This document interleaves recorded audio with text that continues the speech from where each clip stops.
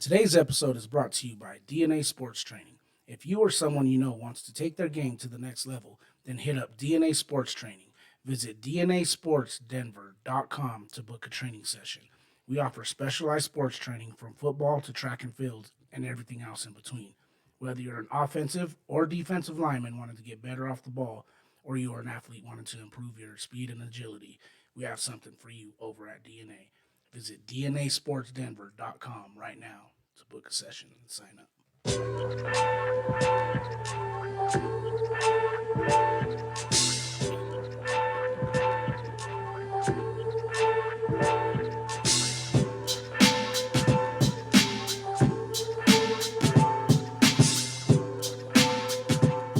Yeah.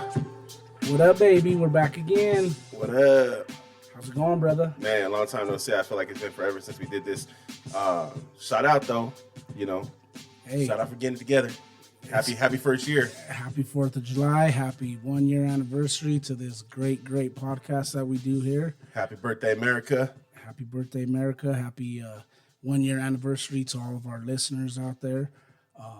We truly appreciate all of you. It wouldn't be what it is today without you, but it could be a lot better with you as well. So make sure you share, like, comment, subscribe on everything we have. Yo, I'll tell you right now, dude. I'm super excited to.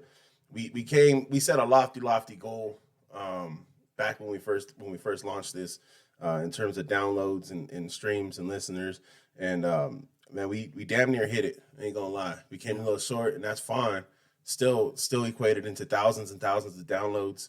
When I look at that map of where this show's been listened to, it excites me to see all the different places this show's been listened to, multiple countries, multiple states. It's wild. It's wild to think. And when we first launched this, I don't think we ever envisioned anything like that. I think it was more so just, giving us a platform to express more of what we do and what we enjoy doing. And it's kind of evolved into something a little bit more, and just super thankful for it, man. Super thankful for you, keeping it up for the last year with me. And pause. But he's good at that. But we're very, very thankful, very, very thankful for the folks that we have vibing with us. And today we got a special guest, man. Our boy Frank Dardano, Coach Frank Dardano, brother from another mother. Yes, sir. Sister from another mister, whatever you want to call it. But Frank's a good dude, man, and we've been vibing for a long time. So we had to get him on a special version of the podcast. Yeah. And no more special version than the 1 year anniversary of the whole deal. Yeah, I joked on Facebook. They were Vanessa Williams me, save the best for last. But clearly this is not going to be the last episode because these dudes are killing it. Congratulations, guys, year. So, podcast is kind of like, the new hot thing. So many people are out there doing it. But with that said, a lot of people ain't making it a year. So you guys got to pat yourselves on the back when the kudos is due. So, and you guys had some really good people on. You guys have done, we just talked off air a second ago about you guys, live streaming the Icon Boxing event. Yeah. You guys killed that. So, I'm a fan. I'm extremely proud of you guys, and I'm thankful to be on. It's been a freaking year, so it's about time, dude. I was like, are these dudes ever going to invite me on? Like Coach said, it has to really be something special, right? And in life, we often don't give flowers to people when flowers are due. We often wait till it's too late, right? And then we say what these people mean to us or what these people do. Me personally, bro, I just want to say thank you, because there's a lot of coaches that I look up to in the game. And admire the way they coach the game, but you are the guy who gave me my shot, right?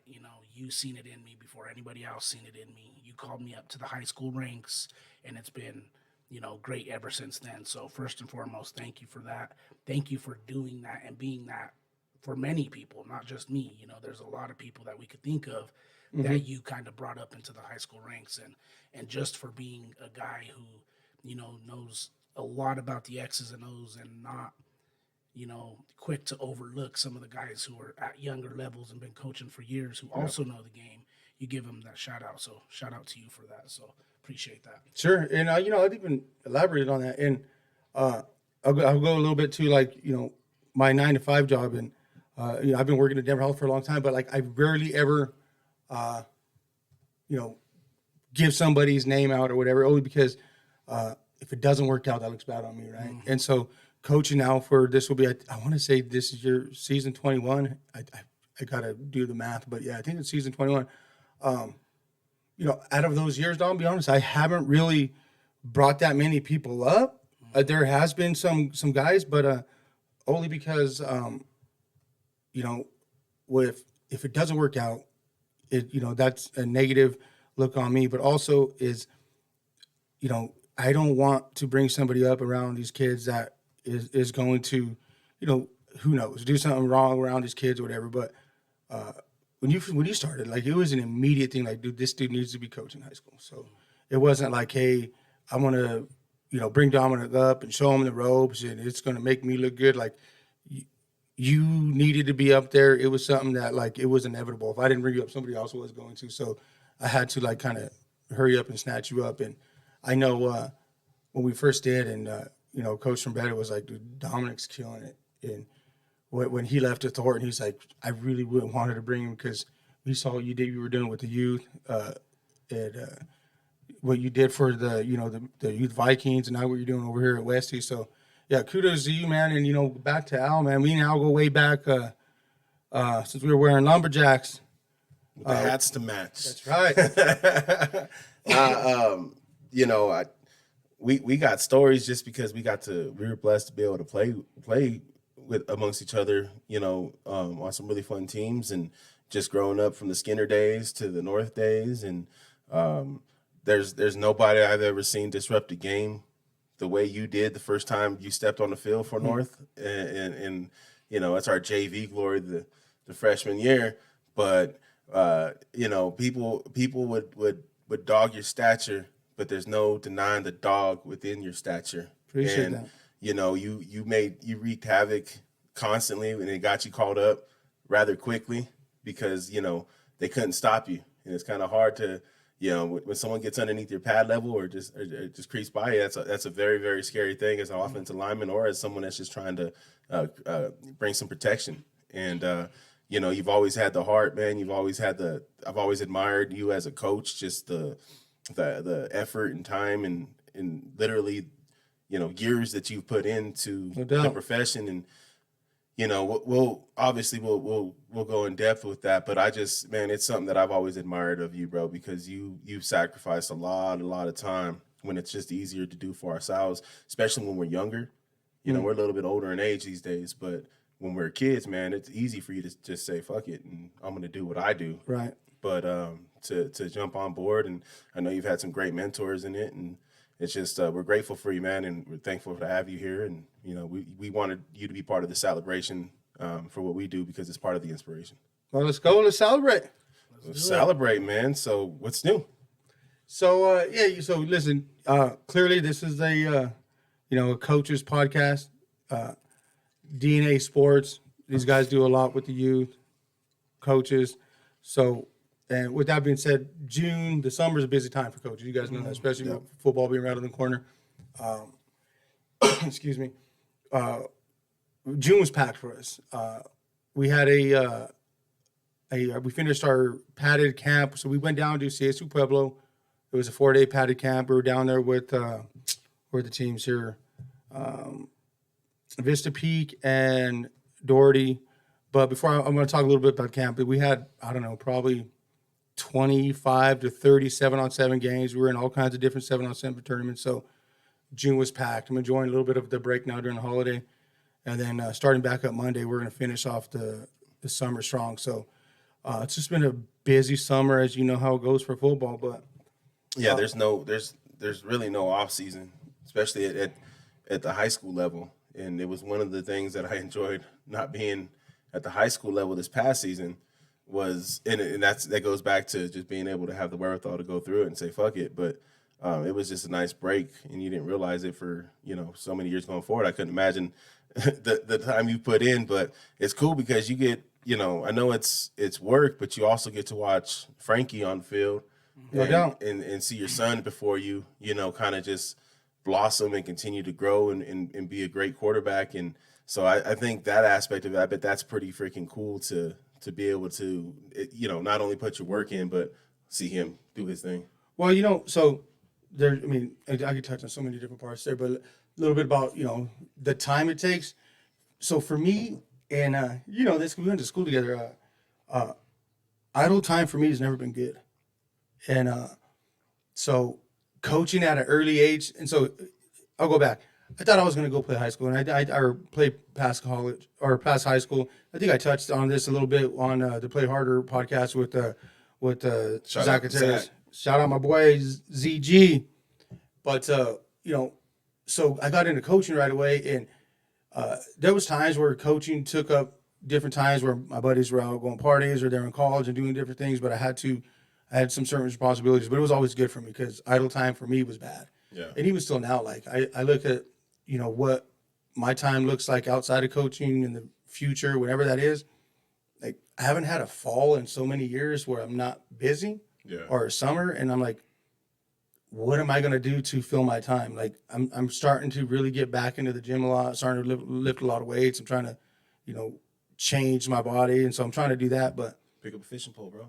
you know what? Absolutely. That's something where I need to start doing too, because when I was younger, I used to go fishing with my dad a lot, and I lost that the last 25 years of my life. So, Well, it's hard when you don't have a summer or a fall. exactly. And sometimes a spring, depending on what you're doing for spring ball. And now that I think about it, those years tie up exactly basically with coaching. So, so I really haven't, the time wise hasn't really been a detriment for me. And really is because the whole time I've also had kids, and my oldest is 20, but my wife's held it down at home. Nice. And hey, I'll talk about that a little bit later, but I wanted to talk a little bit about this CSU camp, CSU Pueblo camp, if you guys don't mind. So we went down there. So last year we were up in Fort Collins at CSU. Yep. And we did really well. Fraggy did really well. The team did really well. It was our first year under Coach Escobedo. And it was actually my first time of coaching all these years of going away for camp. We always did like a 2-week camp here at the end of summer. So we followed up this year. We went down to CSU Pueblo, and it was a 3-team camp. It was supposed to be 4 or 5. A couple teams dropped out at the end, but we were the only lower classification team there, and we balled out. Nice. We won. We ended up winning their King of the Hill thing, which is their full 11-on-11 competition towards the end. It was a goal line thing, and it was beautiful. We dominated 7-on-7. And then one of the highlights for me, though, is being able to show the kids who Coach Leo was. And so for you guys don't know out there in the podcast world, Coach Donnell Leomidi, he was a DB over at CU Boulder. He had his little Boulder. CU Boulder. Yep. He had a little cup of tea in the NFL, and he started his coaching career at Denver North. And when he started coaching, me and Al were juniors in high school. So he was my defensive coordinator.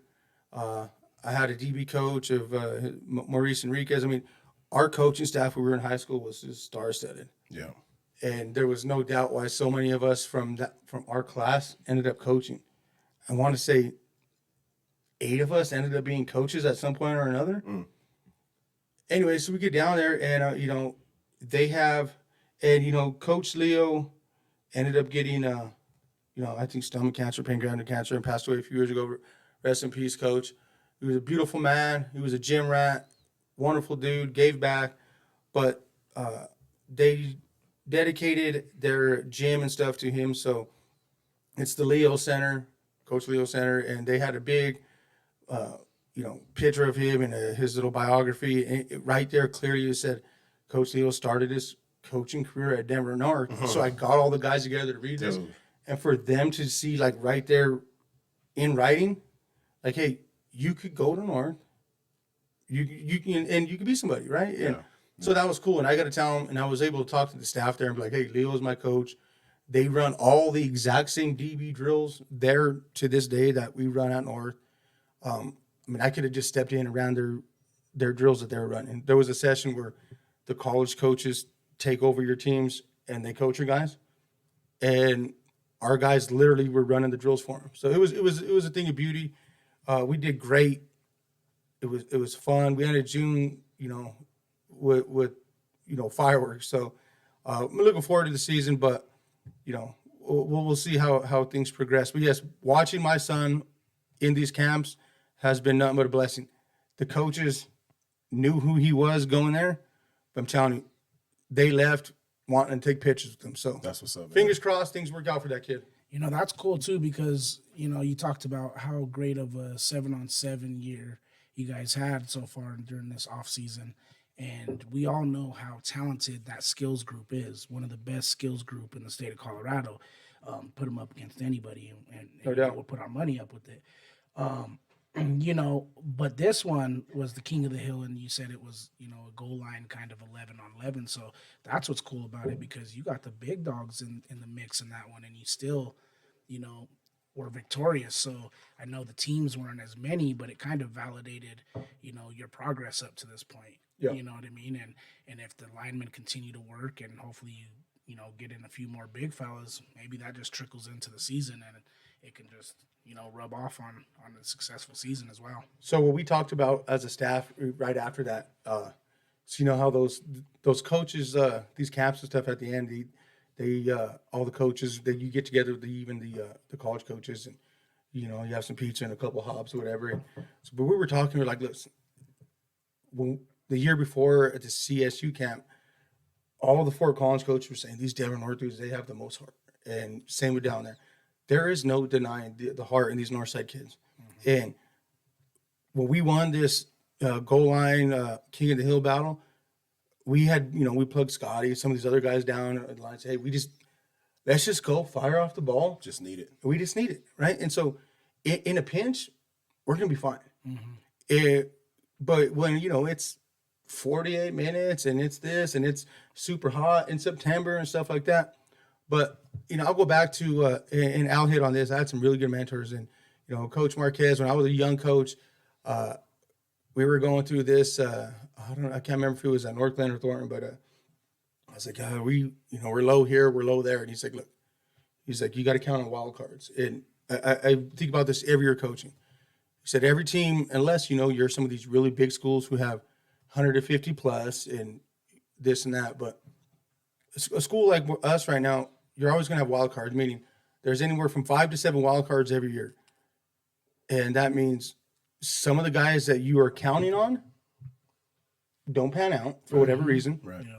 And then there's guys who show up in August who you have no idea about who end up showing up. Turn out to be studs. Yeah. Last year we had a kid, his name's Alex, show up out of nowhere. It was one of our better linemen.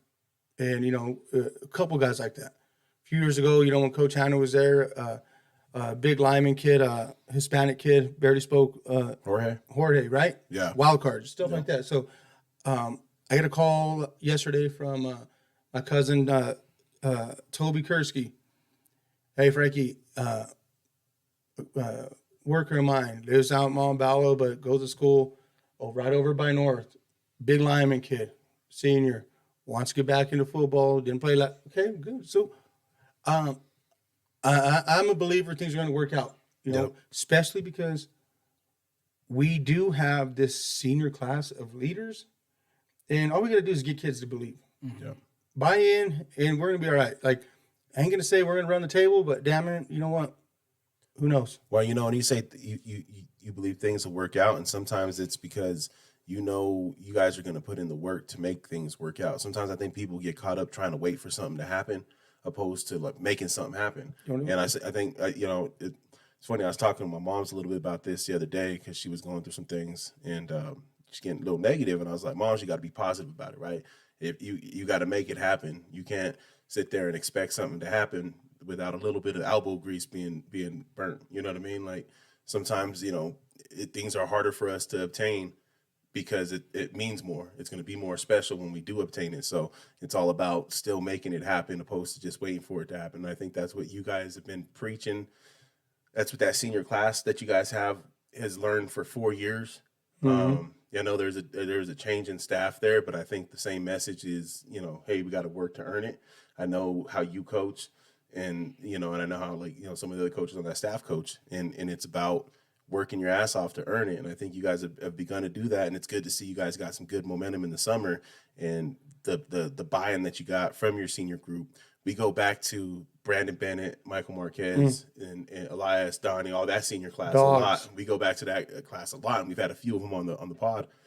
And, you know, it was always their belief and their work ethic is what kind of spurred other people to have the same belief and work ethic. And I think you kind of touched on it with the group that you have now. It's their belief. You know, if they believe they can run through that wall, well, damn it, everyone else under them, juniors, sophomores, and freshmen, believe they can run through the freaking wall too.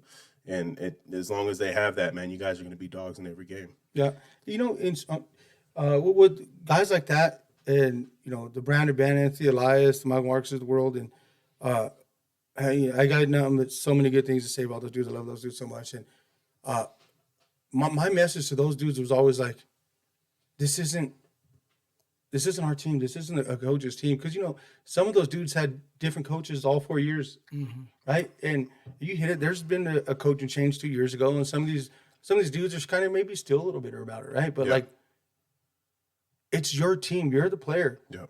Like, our playing days are over. Yeah, we're not getting on the field to do anything. All we're doing is kind of giving you the recipe, right? The blueprint.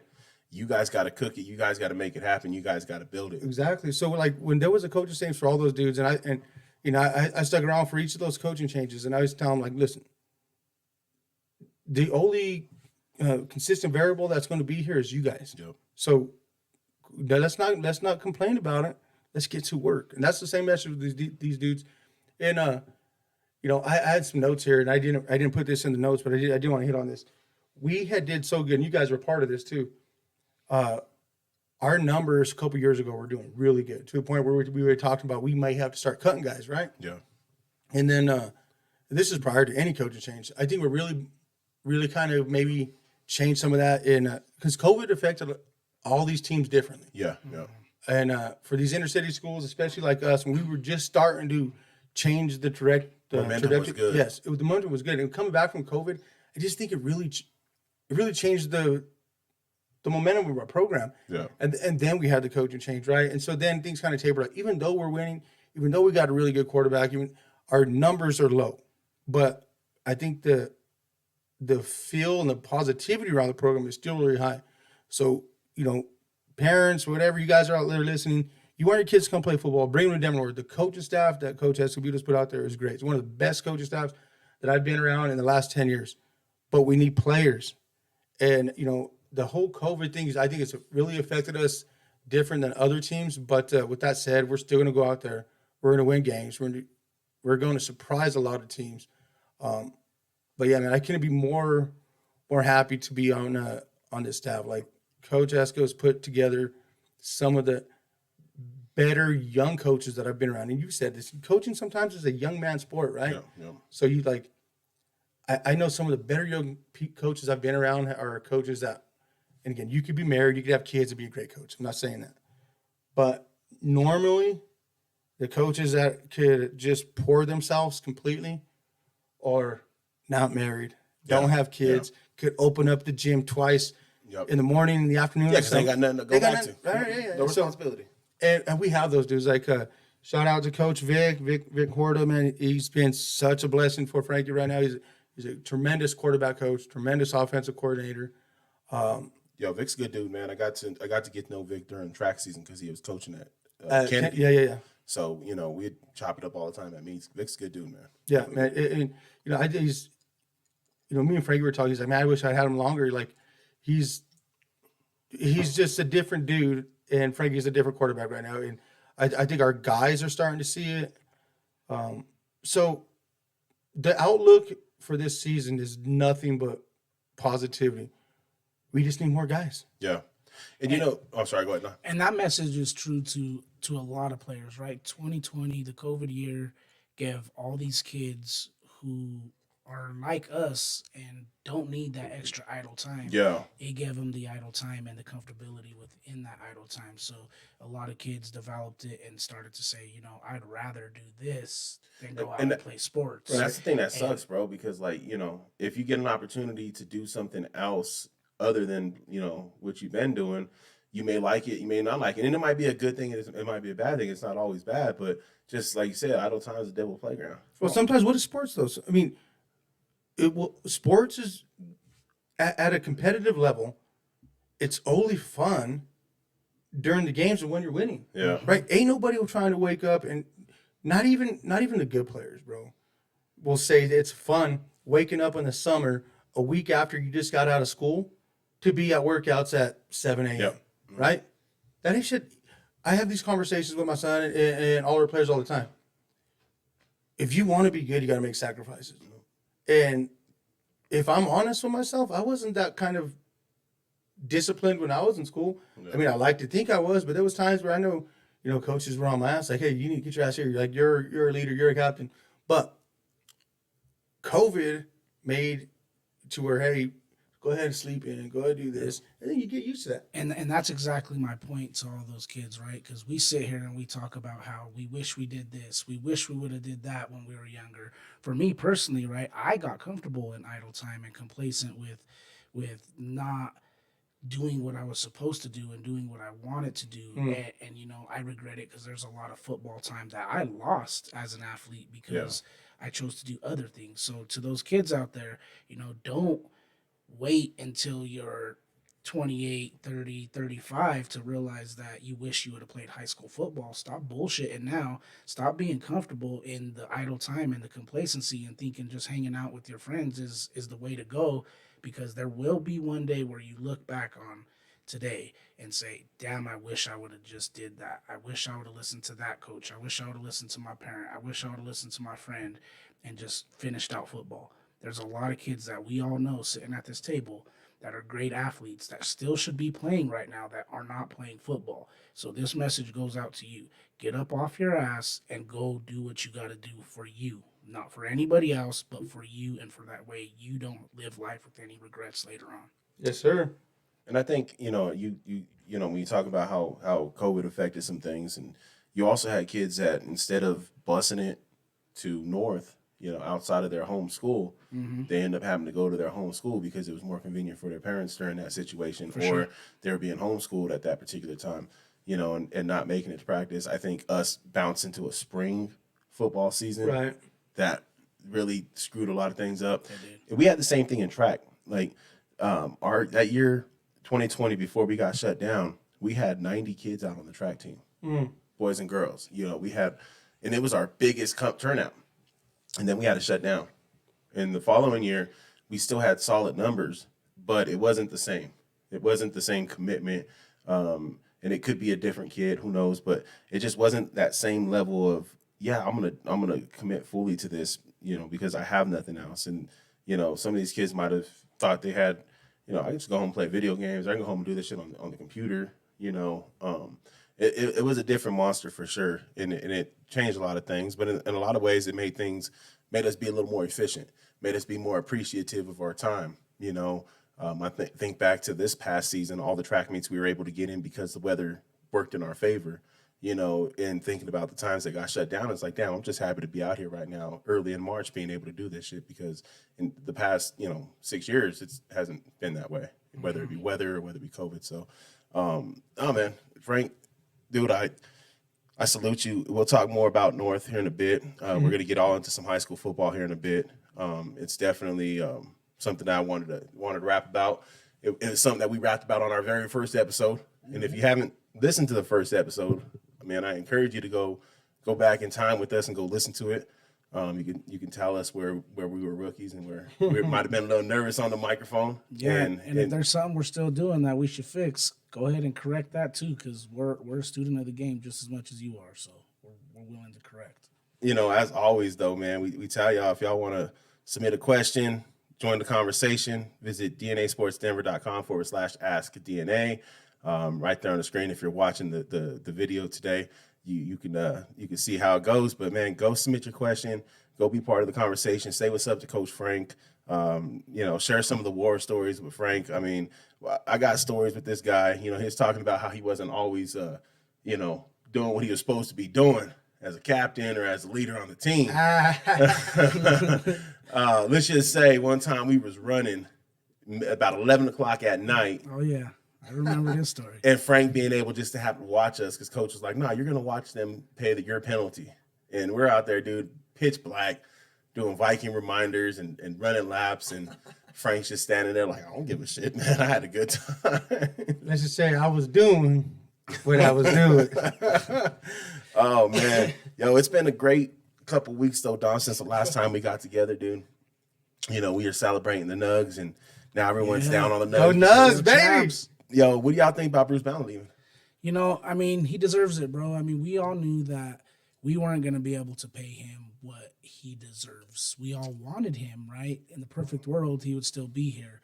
But in the business aspect of it, I just don't think the Nuggets could have really made it happen, and he deserves to get the money that he got, really. I mean, 22.5 per year. he got more than I expected. But Way more. yeah. It was funny because I was reading the Lakers were trying to pick him up with their mid-level exemption. It was like 12.5 million.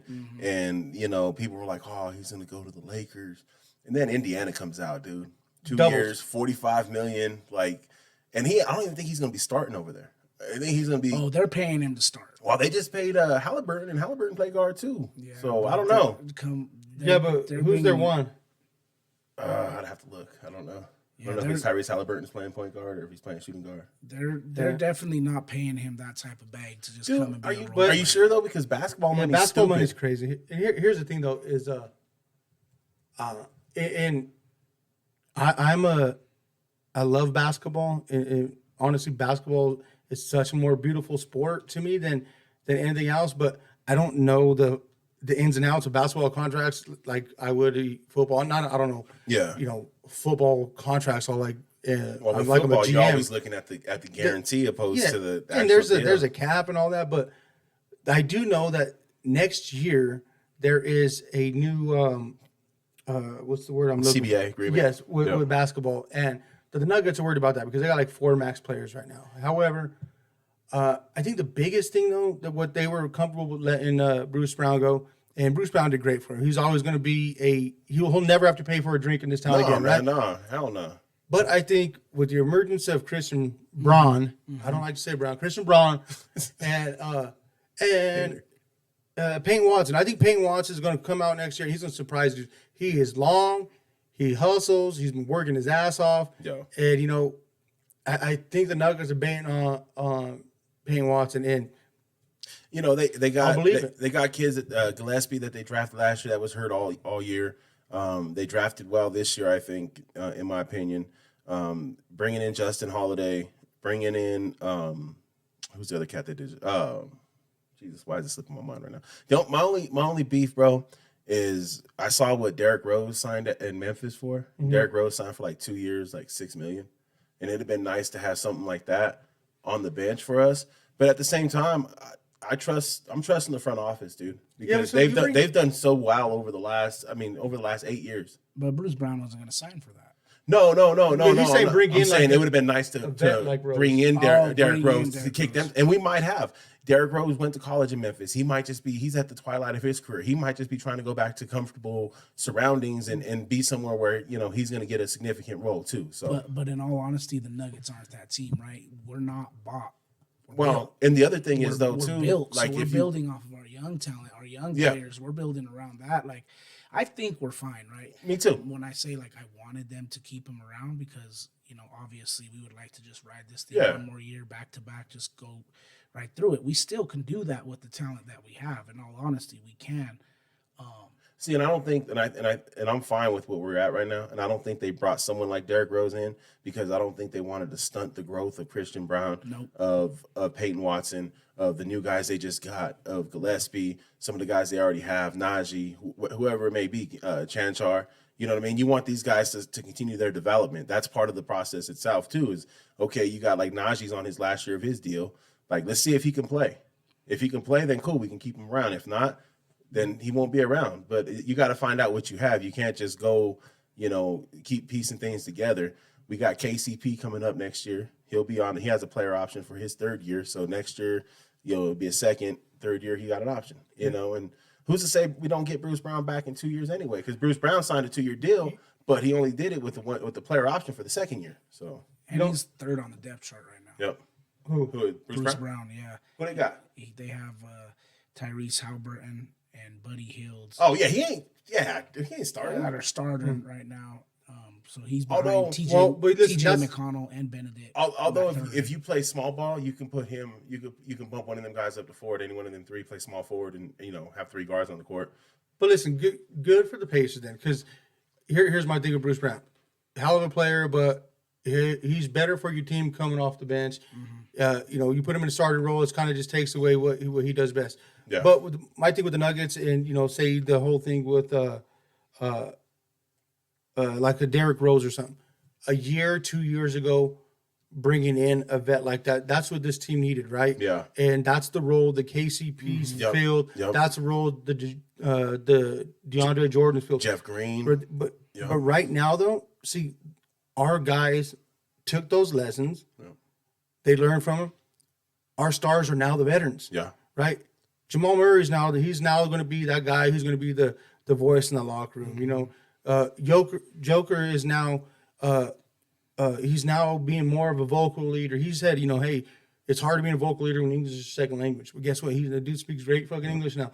So we don't stay on parade. We don't need to bring in those veteran voices to sit on the bench to take up a seat just to be a voice in the locker room, because we got guys who are going to play to be those veteran voices. Yeah.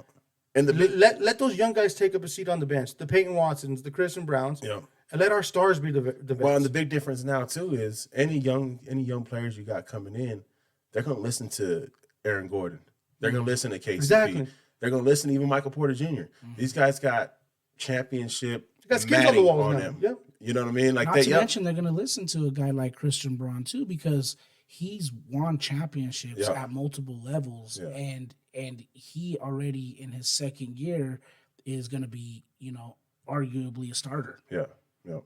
No, man, I'm fine with the Nuggets, bro. I'm not upset about the direction they're going. I keep seeing Chicken Littles on the internet just going crazy because they ain't do this, they ain't do that, and I'm like, yo, we're fine. We've already proved it. Let's enjoy our championship. It's only been a couple of weeks. Like, let's enjoy shit. The parade route barely got cleaned up, and we're already bitching about it. So, No doubt. It's always hard to see in any sport. The Twitterverse goes crazy when your team is the team not going crazy in any kind of free agent market. But very rarely, do you see the team who wins the offseason, does it translate? What team was that a few years ago in football? Was it I want to say it was the Eagles. No, the Eagles done it a few different times. Who was it that fucking Vince? Vince Young. Vince Young talking about what do you say, the heat of the NFL or some shit like that. Yeah. So right now, listen, I think we're gonna be all right. No, man, it's been a great couple weeks though. Well, and people got to understand the team that they are. Again, like I said earlier, we're not bought, we're built. Yep. You know what I mean? And the same thing with the Heat, right? Are the Heat out there doing a bunch of crazy moves right now? They might be getting a little bit more. They're trying to get Dame. Yeah, they might be Dame time soon. Yeah, but other than that, they're not, and they're built kind of similar. They'll make a playoff run just like we're gonna make. And they get Dame. Guess what? Still Nugs in 5. You know what I like, bro? You know what I like the most is before the playoffs started, everyone was on this. Michael Malone's on the hot seat. If the Nuggets don't win it, do they blow it up? Yada yada yada. And they were talking about bringing Dame to Denver, right? Mm-hmm. If the Nuggets don't make it through. And the thing I like most about this is we don't even have to have that conversation, dude. It feels good to have your team in place, figured out. We know what's going on. Speaking about teams in place, man, we talked about North's success so far, right? Yeah. And we kind of talked about like what they're trying to build there, what you guys are trying to accomplish over there at North. And, this next topic, we're going to talk about the high school football season. And we're going to talk about, who we think can potentially make a late run, or who can be the big dog of each classification when we're talking about high school football here in Colorado. So with that said, since North is in 3A, we can go ahead and start with 3A if you guys want to, or we could dive in wherever you see fit. But how are you feeling about this season going into this year's competition, Coach? Me or Frank? You. Me? Sorry, you got two coaches here. I'm sorry. I mean, one good looking, one ugly. You can just call us good looking, and one of us will answer. Like, what are your thoughts on 3A? Like, who do you think is top dog still, or do you think someone's gonna come in and do what they do? To be the champ, you got to beat the champ, right? That's what I said. And Roosevelt set up real nice again, and they've been. If you look at their track record over the last 4 or 5 years, they've been set up for success. pretty much all 5 years, and they finally broke through last year and got that title. And it'd be hard pressed to say they won't do it again this year. I don't think the road's going to be as easy. You got teams that are hungry trying to come up and make things happen. You got the Norths of the world trying to make things happen and press these perennial pure breeds. But you got Lutheran, you got teams like GW, Durango, that made it run last year that want to build on their success. But I don't know, man. Roosevelt's scary. Yeah, so I'm with you right now. I think Roosevelt is the team to beat, right? And man, they were so tough. They're very well coached. I honestly, we play right now in a really tough league, right? Two of the teams that I'd say are up there too that are going to give Roosevelt a run for the money is Frederick and Meade, man. Frederick is tough. Yeah, dude. And they're well coached, and so is Meade. They run very similar offices, and they got players for days. So that's the three teams I would look out of 3A. Lutheran graduated a lot, but they also have a lot of numbers. GW, I think they're going to come down a little bit just because they graduated. I want to say 22 players. seniors, right? Yeah. And they're another team. So, we just talked about the whole COVID deal and how it affected us a little different. COVID actually benefited GW because they got a lot of kids from. They inherited a whole team of Match Buff kids. Yeah. And the Match Buff coaching staff, and they all did good. They all gelled well. Yeah. Kudos to GW staff and. It made it work. Yeah, Match Buff staff. Yeah, they said, hey, let's just make this bad boy work, and they did. And but all those dudes graduated last year, so I think they may come back down to earth. At least I'm banking on that, hoping on that a little bit. But I'd say 3A is probably going to be Roosevelt. Like you said, you got to be in order to beat the best. You got to be the best. Right now, they're sitting at the top of the ladder. Yeah, I agree with you there. Roosevelt obviously has been putting in the work during season and in the off season to stay as dominant as they are, right? With whether it's, with their incoming freshman class and building them up or whatever it takes through the off season, but they've definitely been doing what they need to do to be successful. I also feel that Green Mountain has been, kind of making a silent push the last couple years. They got a really good squad. Last year, I think they finished 12-1 on the season. They're a pretty good team that I feel, is going to make a push later on in the season and honestly can give Roosevelt a run for their money as that number one seed. Because if I'm not mistaken, that might be, correct me if I'm wrong, that might be their one loss was to Roosevelt. I believe so. I'd have to go back and look. I don't have it up in front of me. But Green Mountain's another one of them teams that have been building over the last few years. They've got a solid, like their pipeline's really good. They always produce really good youth teams for that program, and they're one that's been building for a minute. I wouldn't be surprised to see them do something in 3A. The other one though, man, that kind of Frank brought up a little bit was Meade, and they're another team. They were a semifinalist a couple years back, lost to Fort Morgan. They're another one that has a solid pipeline, just building. And it's hard to say, man, because there's teams that come out of nowhere. You get a team like Durango that we don't get to see very often, and then teams go down there and Durango's always got a solid program. They're always right there in the mix for it. They're always, if not in the championship, they're in the semifinals, right? So it's just hard to root out to bet against teams like that, especially because being up here in the Front Range, we don't get to see them that often. Yeah, for sure. Lutheran, they played Roosevelt a little bit better. We brought up Green Mountain. Green Mountain's one loss was to Roosevelt, right? In the playoffs, right? And they got skunked 30-3. So Roosevelt was good last year, man. Roosevelt was really good. But I think Green Mountain and Lutheran can definitely make a run at them. And then you bring up the Fredericks and the Meades. I think 3A, honestly, I think people see 3A, 4A, 5A, and they get it confused with competition. Yeah, not the case. Yeah, it's not the case, guys. It's all about, student body enrollment, and it has nothing to do with skill level and how good the football team is. All right, because some of these 3A teams can beat up on several 5A, 4A football teams. Another good 3A team. Vice versa. Another good 3A team in there. I believe they're in your league again this year. Riverdale Ridge. Yep. Riverdale Ridge is And good. they're up and coming. They've got great numbers. You know, they've got buy-in. Their program is now 5 or 6 years old. So they've built a lot. They're stealing some of these kids from Prairie View, some of these kids from Brighton. They're another one that could be sneakily good this year. They had a really solid season last year. I know we've played them real tough the times we've played them, but they're another one, man, that can just come out of nowhere and kind of.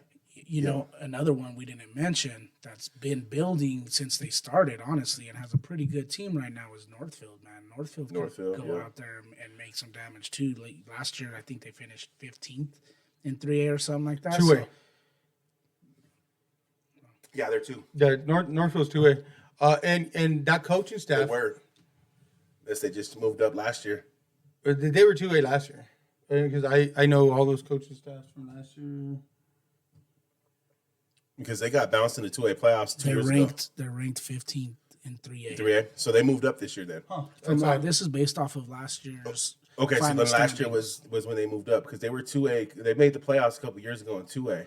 You they know got what? 'Cause bounced. He's probably right. Last year was the first year of the new conference, the the new two-year swing, cycle. right? Yeah, because they started. Remember, they're a fairly new Yeah, school, yeah. so they had that first couple years where they were classified lower because their numbers are still Yep, getting yep. up.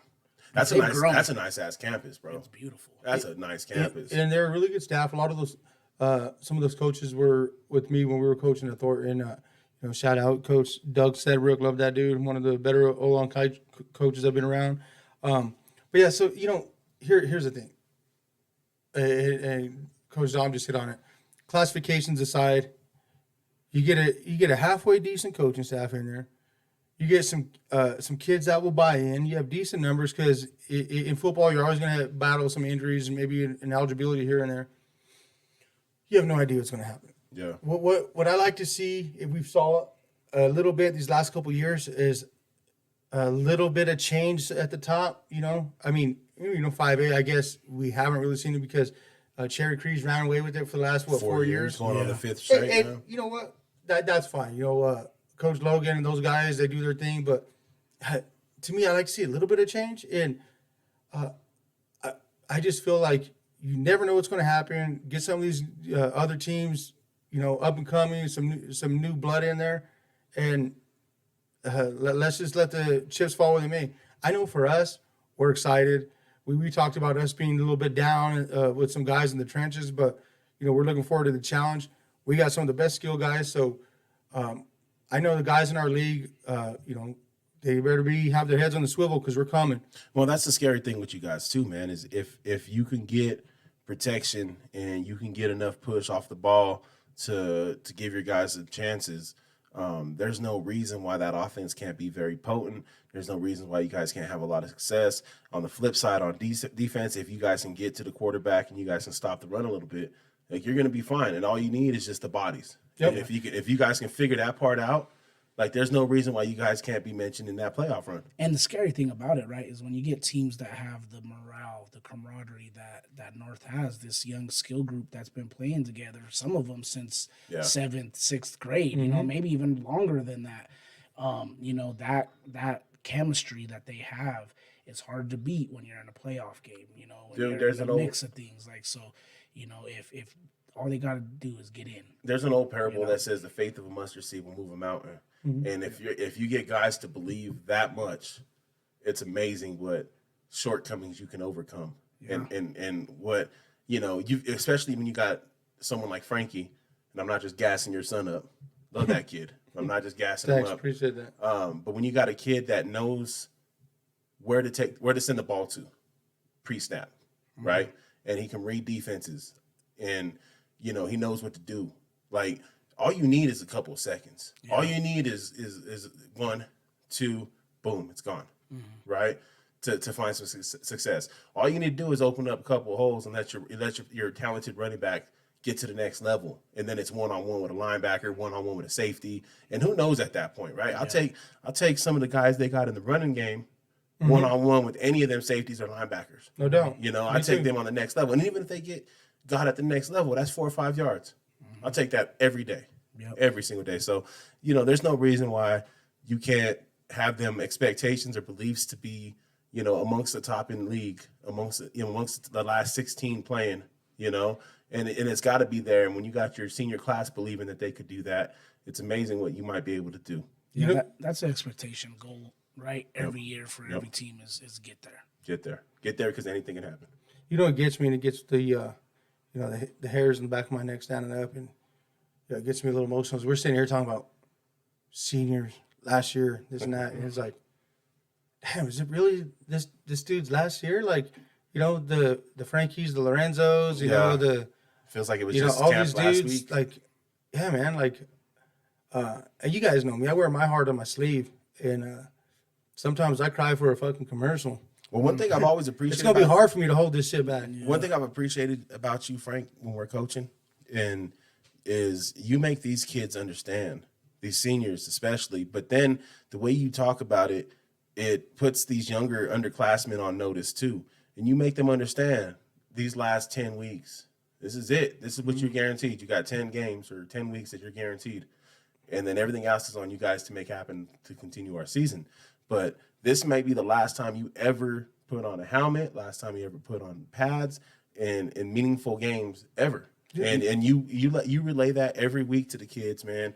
And it's important to know, because when you're a sophomore or a freshman, you don't see the finality. You don't see it. And you get to your junior year, you start to feel it a little bit. And then your senior year, you're like, fuck. You feel it every week. You know what's crazy about this group, though? Honestly, these kids that we're talking about, is I feel that this group took that same statement serious freshman year. Yeah.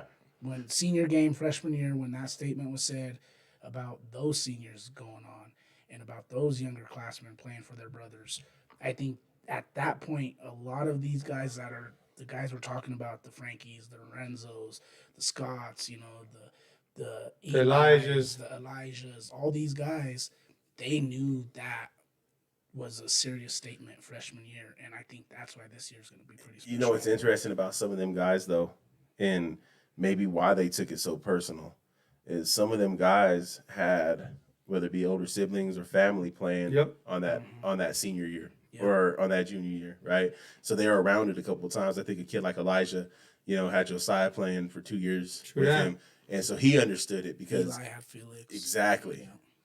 Little Berg had Big Berg. You know what I'm saying? And then Frankie was close with all of them. So like they understand it. They understand it, right? They understand, like, I got to do this for quote unquote my big brother. I got to make sure I bring my effort for my big brother. So it's interesting that you bring that up. 4A.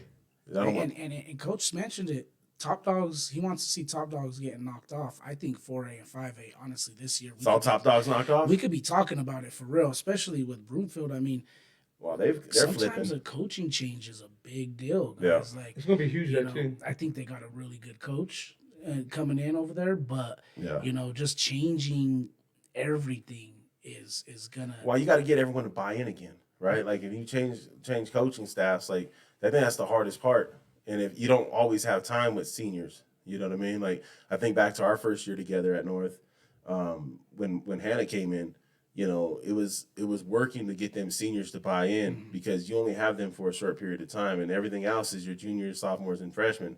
But in order to be successful, you need your seniors. Yeah. Like, and you know what, though, might be different, though, is in that case, though, like, Hannah took over a team that was successful, but it was heavy junior lated, right? Yeah.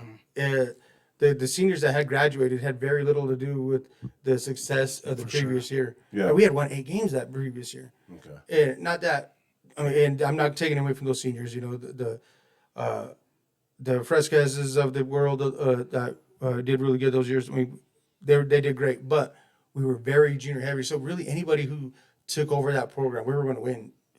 5 games was a floor. Yeah. But I think with this Broomfield team, and I was trying to do a little research prior to this, but honestly, I think they were very, very senior heavy last year. So they could be, coming down to a little bit of a shock here. Now, who knows? The coaching staff could be really good, and their junior class could be really good. Program too, They do. Yeah, the Blitz is great, man, and they're great from like 4th grade all the way up to their 8th grade. So but let's keep it real. They're playing against Erie, right? Who's also a great team, but has a young leader, right? We played against Blake Barnett. Yes, he's great, And man. since he was young, he's a good quarterback. They have a great feeder program in the Erie Elite. Well, and they're so another one of those teams that have been on the precipice for a long time, bro. They've been trying to get there, and And they're ready. yeah. And so the heavy senior class of Broomfield plus the loss of a coach can be just enough for Erie to finally make that leap and get over them. So who knows? We can see a change there. You also have Palmer Ridge. Yeah, so you got Loveland and Palmer Ridge with our perennial powerhouses in 4A, man. Like that, they'll have something to say about it in the end. You know who I'm secretly or sneakily kind of rooting for, and it's a Northside kid. We all coached him. Anthony Medina over at Regis. Yeah. Regis Jesuit. So, that's over 5A. Yeah, my bad. No worries. We're jumping up there. Let's jump there. No, since you brought up 5A, I was reading around on the internet, and Denver Sports Media put out a top 10 preseason top 10 for 5A. It had Cherry Creek 1, Valor Christian 2, Ralston Valley 3, Pine Creek 4, Grandview 5, Columbine 6, Legacy 7, Mountain Vista 8, Regis 9, and Chatfield 10. Chatfield just made the bump last year up to 5A from 4A. They were the 4A champs defending last year. Still made the playoffs in 5A. Pine Creek did that a couple years ago, where they were just dominating 4A, finally moved up to 5A. But it's hard for me to bet against Cherry Creek right now, dude. Yeah, but I think, that preseason rank, I don't know if it put enough respect on Regis's name, honestly. Yeah. To be frank, they finished 4th last year in 4A. I think they had a good playoff push. They went and competed against a competitive California team last year, did very well. I think They gave Creek a tough game. again, he mentions Anthony Medina, who I think is going to be one of, if not the top running backs in Colorado. We need to get back on here because we're supposed to have him on here a while definitely. We're back. going to get him on. We had to, reschedule, but we definitely want to get him on this podcast going forward. But like I said, I think he's been putting in work, man, and he wants to be the top guy. Ever since we've coached him, he had goals and dreams to go to a specific college. We'll save that for when he's on the pod. But shout out to Regis. I think they can definitely make a push. Grandview, I think, has a good coaching staff and could potentially make a push if they could find their way in there as well. I don't know what their senior class looked like last year and how senior heavy they were, but if they have a lot of the same pieces, I think Grandview could also make a push in 5A. So one team who I wouldn't, and then they're on here, of course, they're at number 6, and so it's not like nobody's looking past them. But so during the Broncos 7-on-7 tournament, we had Columbine down to the wire. We should have been in that championship game against them. And their quarterback coach or receiver coach, he went on Twitter, gave North a big shout out, gave Frankie a huge shout out, saying quarterback's the truth. But it's crazy because Columbine is a run team. Mm-hmm. Yeah. But they go out and they win these fucking 7-on-7s, right? No. But not only are they winning the 7-on-7s, their linemen are like 4-time Broncos lineman champions. Their linemen are huge. But now these linemen have won the Broncos 7-on-7 like 3-4 years in a row. But they're seniors now. So they've been winning it since they were freshmen and sophomores. Mm-hmm. All their linemen right now, I'm telling you, bro, they're the size of a small college or, a Division II college. Dude, I think Columbine is going to surprise people at 6. I would put them closer to 3 than 6. Yeah, no, I definitely don't bet against Columbine. I've seen it firsthand a few times with some of the camps that we went to, and they were there. The Inglewood camp comes to mind with dominating the weightlifting and the lineman stuff at the Inglewood camp. And you mentioned it, man. They're killing it in these 7-on-7s, and they're a run team, and it's because of that beef they have up front, man. The boys are able to move the ball, move people off the ball, and keep your quarterback standing upright. And it's always important to be able to be versatile how you can beat a team. Like, yeah, I might be able to pound the rock, but if I need to, I'll throw on your ass, and make it work. Yeah. Hey, no doubt. One thing I want to point out before we move on, because it would be foolish of me not to, is if you look at every single team that's ranked number 1 in the classification or the champions from the previous year, every single one of those teams, right, minus Roosevelt, because I don't really know who feeds into them, Cherry Creek, Broomfield, right, and then you got Roosevelt. Those 3 teams have great feeder programs. Yeah. Right? We talked about Erie, potentially being up there. Great feeder programs. A lot of these schools that are consistently good have great feeder programs. Meads, Frederick, they're always good. When we were growing up, who were the top dogs? The Mullins, right? Pomona was starting to make their way up there. And we didn't mention either one of those teams until right now. Right? They're falling, they're starting to slide back because they don't have what they used to have is everybody wanted to go to those schools. They had feeder programs, right? So, I think there is something to say about kids who stick together with their youth teams and go and play together at the high school level, and it could really be more successful doing it that way instead of trying to split the pack up. And you see that even with the success that North is having. It's if that team, that core of kids didn't stay together, how successful really would any of us been 100%. That whole time? It's funny too because this last past weekend I went out to Indianola, Iowa for a track camp out there, and there was the football coaches there. They have a beautiful facility. They have a really successful football team. Playing in the second highest classification in Iowa. Just dude, the facility, fucking knock you out the water, bro. They had a field house that had 3 basketball courts and just an open court that we were able to move into because the rain came through. But I got to talking to their football coach, and that was the one thing that he kind of hinted at as being good for his numbers and for their success was their feeder programs. They have such a great feeder program in that small ass town of 15,000 people. Their feeder program is what kind of keeps kids coming in, and they suit up 100 kids at that school. And he contributed most of his success at that school to their feeder program and having great kids coming up in the program so that when they get to the high school level, they already know what they're running. They already know what their expectations are of them. And it's not something that there's this learning curve or they have to figure it out or have to learn a new system or something like that. And, there's something to be said about knowing what you're running and kind of knowing the philosophy and all that. But throw all that aside. To me, the bigger thing is there's something about having an excitement or a, years down the line, a desire to want to be like somebody. Yeah. Right? When you're a kid and you're watching, I don't know, WWF wrestling, we all said, hey, I want to be like that guy. Mm-hmm. But there's also a time in your life, I know when I was young and I saw like an older athlete, an older cousin, I want to be like that guy. Yeah. And so when you have a good feeder program, and you have like this little, DJ or something, and he's looking at, say, like a Frankie or a Lorenzo. Yeah. And no one say, hey, someday I'm going to wear that jersey. I'm going to be like that guy. Mm-hmm. That makes your program so much better because there's no question like where the pipeline's going to be. Yeah. If there's a disconnect there, it makes it so much harder to say where you're going to pull your kids from. And the good programs have figured that out. We had that for a bit. It got disconnected. My hope is at some point, that all DPS teams could find that. Well, but that's the hard part is the DPS teams don't really have. Futures have done great for us, and it's done great for a lot of the teams. But again, going back to COVID kind of messed up some of the future stuff too. Yeah. Well, you mentioned your pipeline, right? And it's funny because we were talking about the senior class you have right now. Them kids been playing with each other for a very, very long time. They go back to the Wheat Ridge days, right, with Dave and.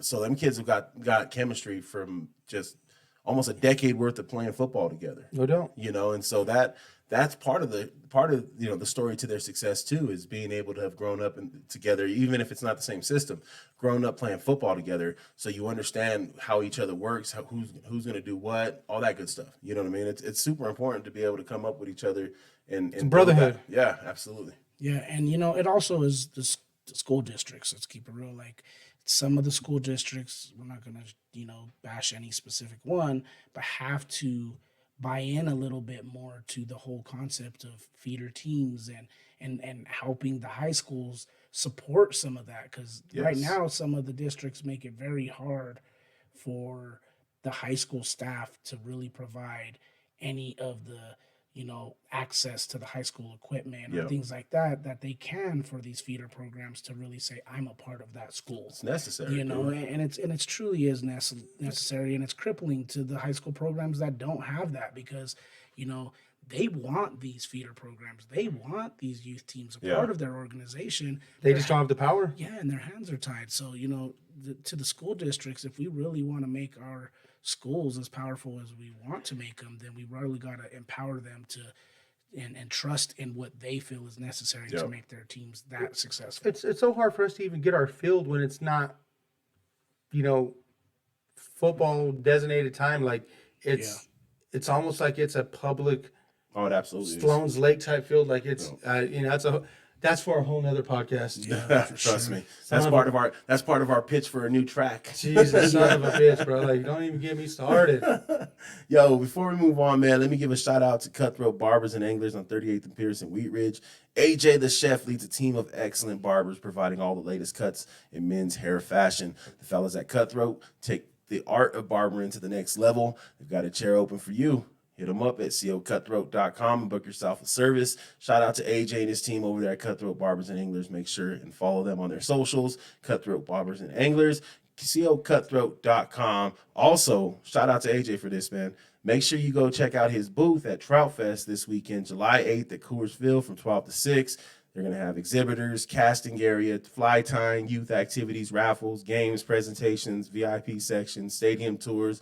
Ballpark concessions will be open. It's free to attend. You just got to go online and register by July 6th. Free parking, and it's going to be dope, man. If you're interested in fishing, you're an angler, just get down there. AJ's going to be giving up cuts and all that good stuff at his booth. So shout out to cocutthroat.com, Colorado Cutthroat Barbers and Anglers.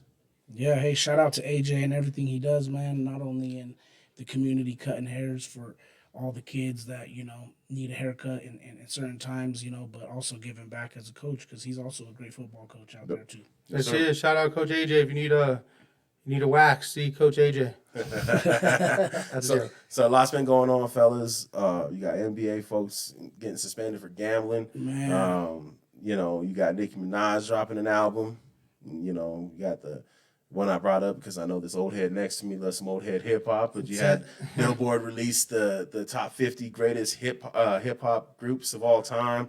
But with this gambling stuff, dude, how do you guys feel about these players getting suspended for gambling when the NFL is raking in just billions off of endorsement deals and sponsorships from gambling? I mean, I think it's getting to the point, bro. It's one thing if you have, let's just say, Patrick Mahomes, right? Gambling that the Chiefs are going to lose the Super Bowl and then he goes out and performs the worst game of his life. That's one thing, right? That's obvious. We get that. But if someone's just harmlessly gambling out there, what's the big deal, bro? There's so many platforms and ways to do it now. It's hard not to gamble. Well, they can't even do fantasy daily fantasy sports with the NFL. So here's my take on it. And I can't remember what player just said this recently. He's like, why can't we bet on our own teams to win if we're going to go out there and try to help our team win, right? Yeah. One player, I think it was a dude from the culture, somebody said that. But okay, so here's the problem with it. Who on the team who was hurt prior to any injury report, or who's going to play. There's teams who say, okay, I think this guy is going to be hurt prior to the injury report, but going into if you're on the team, all week he's going to play. You could place a bet knowing, hey, my guy is going to play. And then if they really start tracking that, let's say Al is on the Colts, but you've been betting on your team, this and that, and they start tracking. Okay, why is Al betting? All of a sudden this week, Al's not betting on his team to win. And then he must know something. Yeah. See, so at that point you can't. If you really want to fucking bet, there's ways around it. Have somebody in your fucking crew who knows no ties you. That'll get your ass suspended too. Fine. Listen, the bottom line is you can't fucking do it then. Don't do it. Well, and then the other thing, they were like, you can't give up inside information. And I was listening to the radio the other day. And rules are rules. Don't fucking break it. Don't get suspended. True. But that's really an ethics thing, right? At that point, if you're a player and your team is in a bad position and you're just trying to capitalize on your team's downfall, then you're just a shitty player, bro. Same thing. It's inside trading. The same thing with trading. If a stock's getting ready to fall. So I was listening on the radio 2 days ago, right? And they're talking about the rules that they laid out in a memo. They kind of reminded everybody these are the rules, and they're talking about no inside information. But wonder if you get out of practice or something. And this is the example they used on the radio program. I forget the show. I wish I could shout it out. But they said, wonder if you get home and your brother's there and you're just venting the frustration of the day or of the week. It's been a bad week. Not sure if you're going to play. You might be a little banged up. Coaching staff wants to sit you down. you know, you're just venting all this frustration to your brother, thinking, hey, I'm just venting. And then he goes and places a wager because of the information you gave him. Mm-hmm. Now you're in trouble. Now you get potential to be suspended. Like, I mean, some of these people, like, I get it. Like, I get not trading inside information, but at the same time, I also get the example of like being able to vent to somebody, and then people going and using the information you gave them to go place a wager. Well, you know what they'll tell them? Have better people in your circle. Bruh, come on, Don't man. have shitty people in your circle. Come on, man. I mean, if you're venting to a brother of yours, like it's your fucking brother, Okay, but that's your brother, then and your brother goes and places a wager, knowing, and it don't even have to be something malicious. He might just be thinking, "Oh shit, that's right. I don't want to bet the Colts this week because bro was just telling me Al, they fucking I'm they just hurt." playing devil. Obviously, that's what they'll say. But to Coach's point, I feel think, it. I think what he's saying is like your brother should know that'll get you in trouble.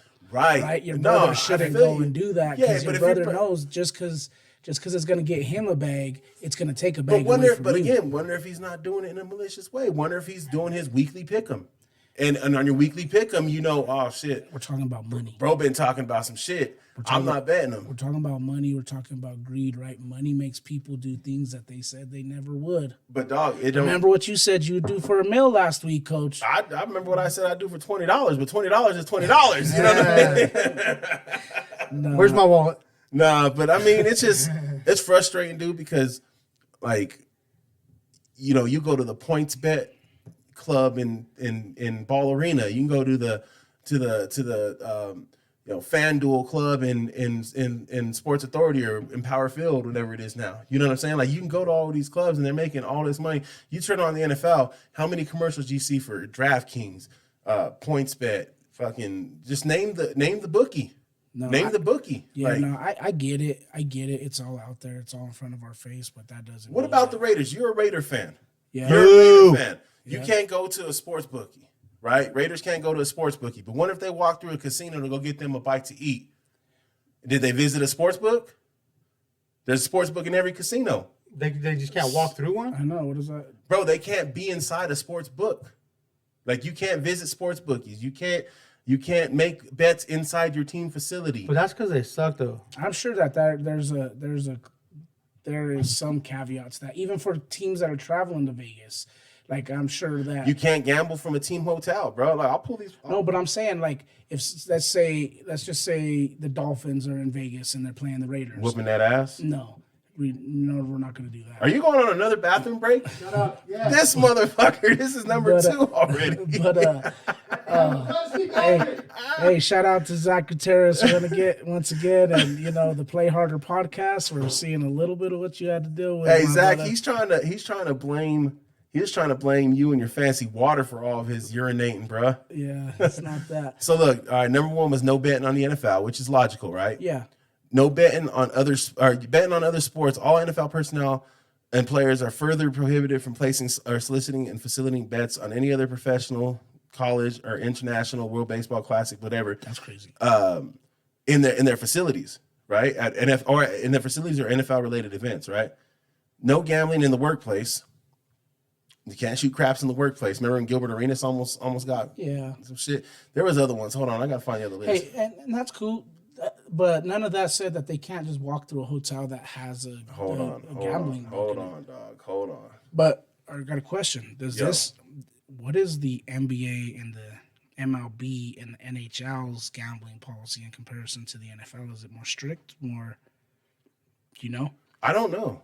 So Good look, this is question. that list I was telling you about. Don't bet on the NFL. Don't gamble at your team facility while traveling on the road or staying at a team hotel. Don't have someone bet for you. Don't share team inside information.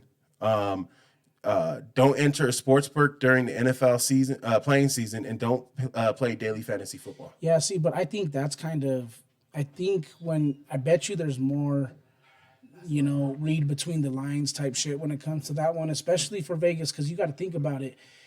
When you're visiting Vegas, you're walking through tons of sports books in those casinos. So like, there's nothing you could really do about that. Honestly. So my question is, dog, how do they know these dudes are like gambling inside their facilities? How do they know, you know, like using IP addresses and shit like that, right? Like tracking that stuff. Like, The same reason. where's the privacy? The same reason why you got locked out of your laptop at work. Remember when you had the whole porn debacle that you got in trouble for? Don't try to push some I'm bullshit. just, Damn. This I'm motherfucker. just playing. He's like, you remember, right? The whole porn debacle. He got all mad last time because I brought it up and it wasn't really Hey. him. Say it again. It wasn't really him. Dom must have got locked out of his laptop at work because of He the whole wants to porn know. debacle. No, He's actually, trying to figure out how to fix it. I won't talk about what's going on in my work with internet, but yeah, there's some shit going on. Here's my whole thing on the bottom line is, look, for gambling in like NFL weed, like here, I don't think you should get suspended for smoking weed at all.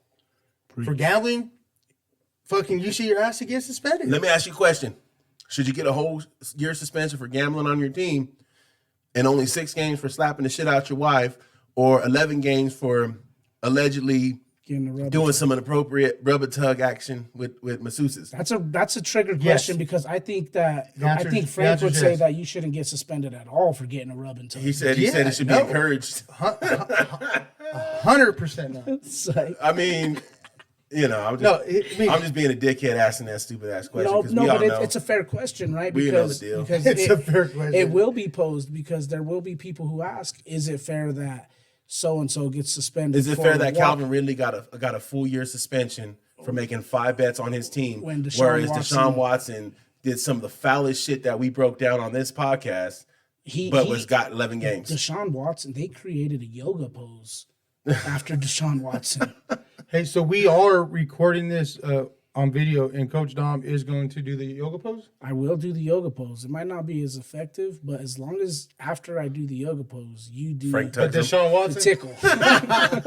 problem with getting Dom in the frame for that yoga pose is we can only get half a Dom in the frame Yeah, for we the don't got yoga the pose. widescreen footage. I'm going to bet on this. I'm not gonna do gonna the bet yoga on- pose.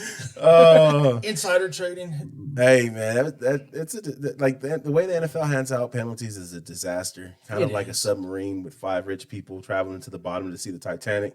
Hey, What y'all think about that? well, I think it's crazy that people, you know, The segue, right? would I love love it. I love it. would love to, pay to die. Dude.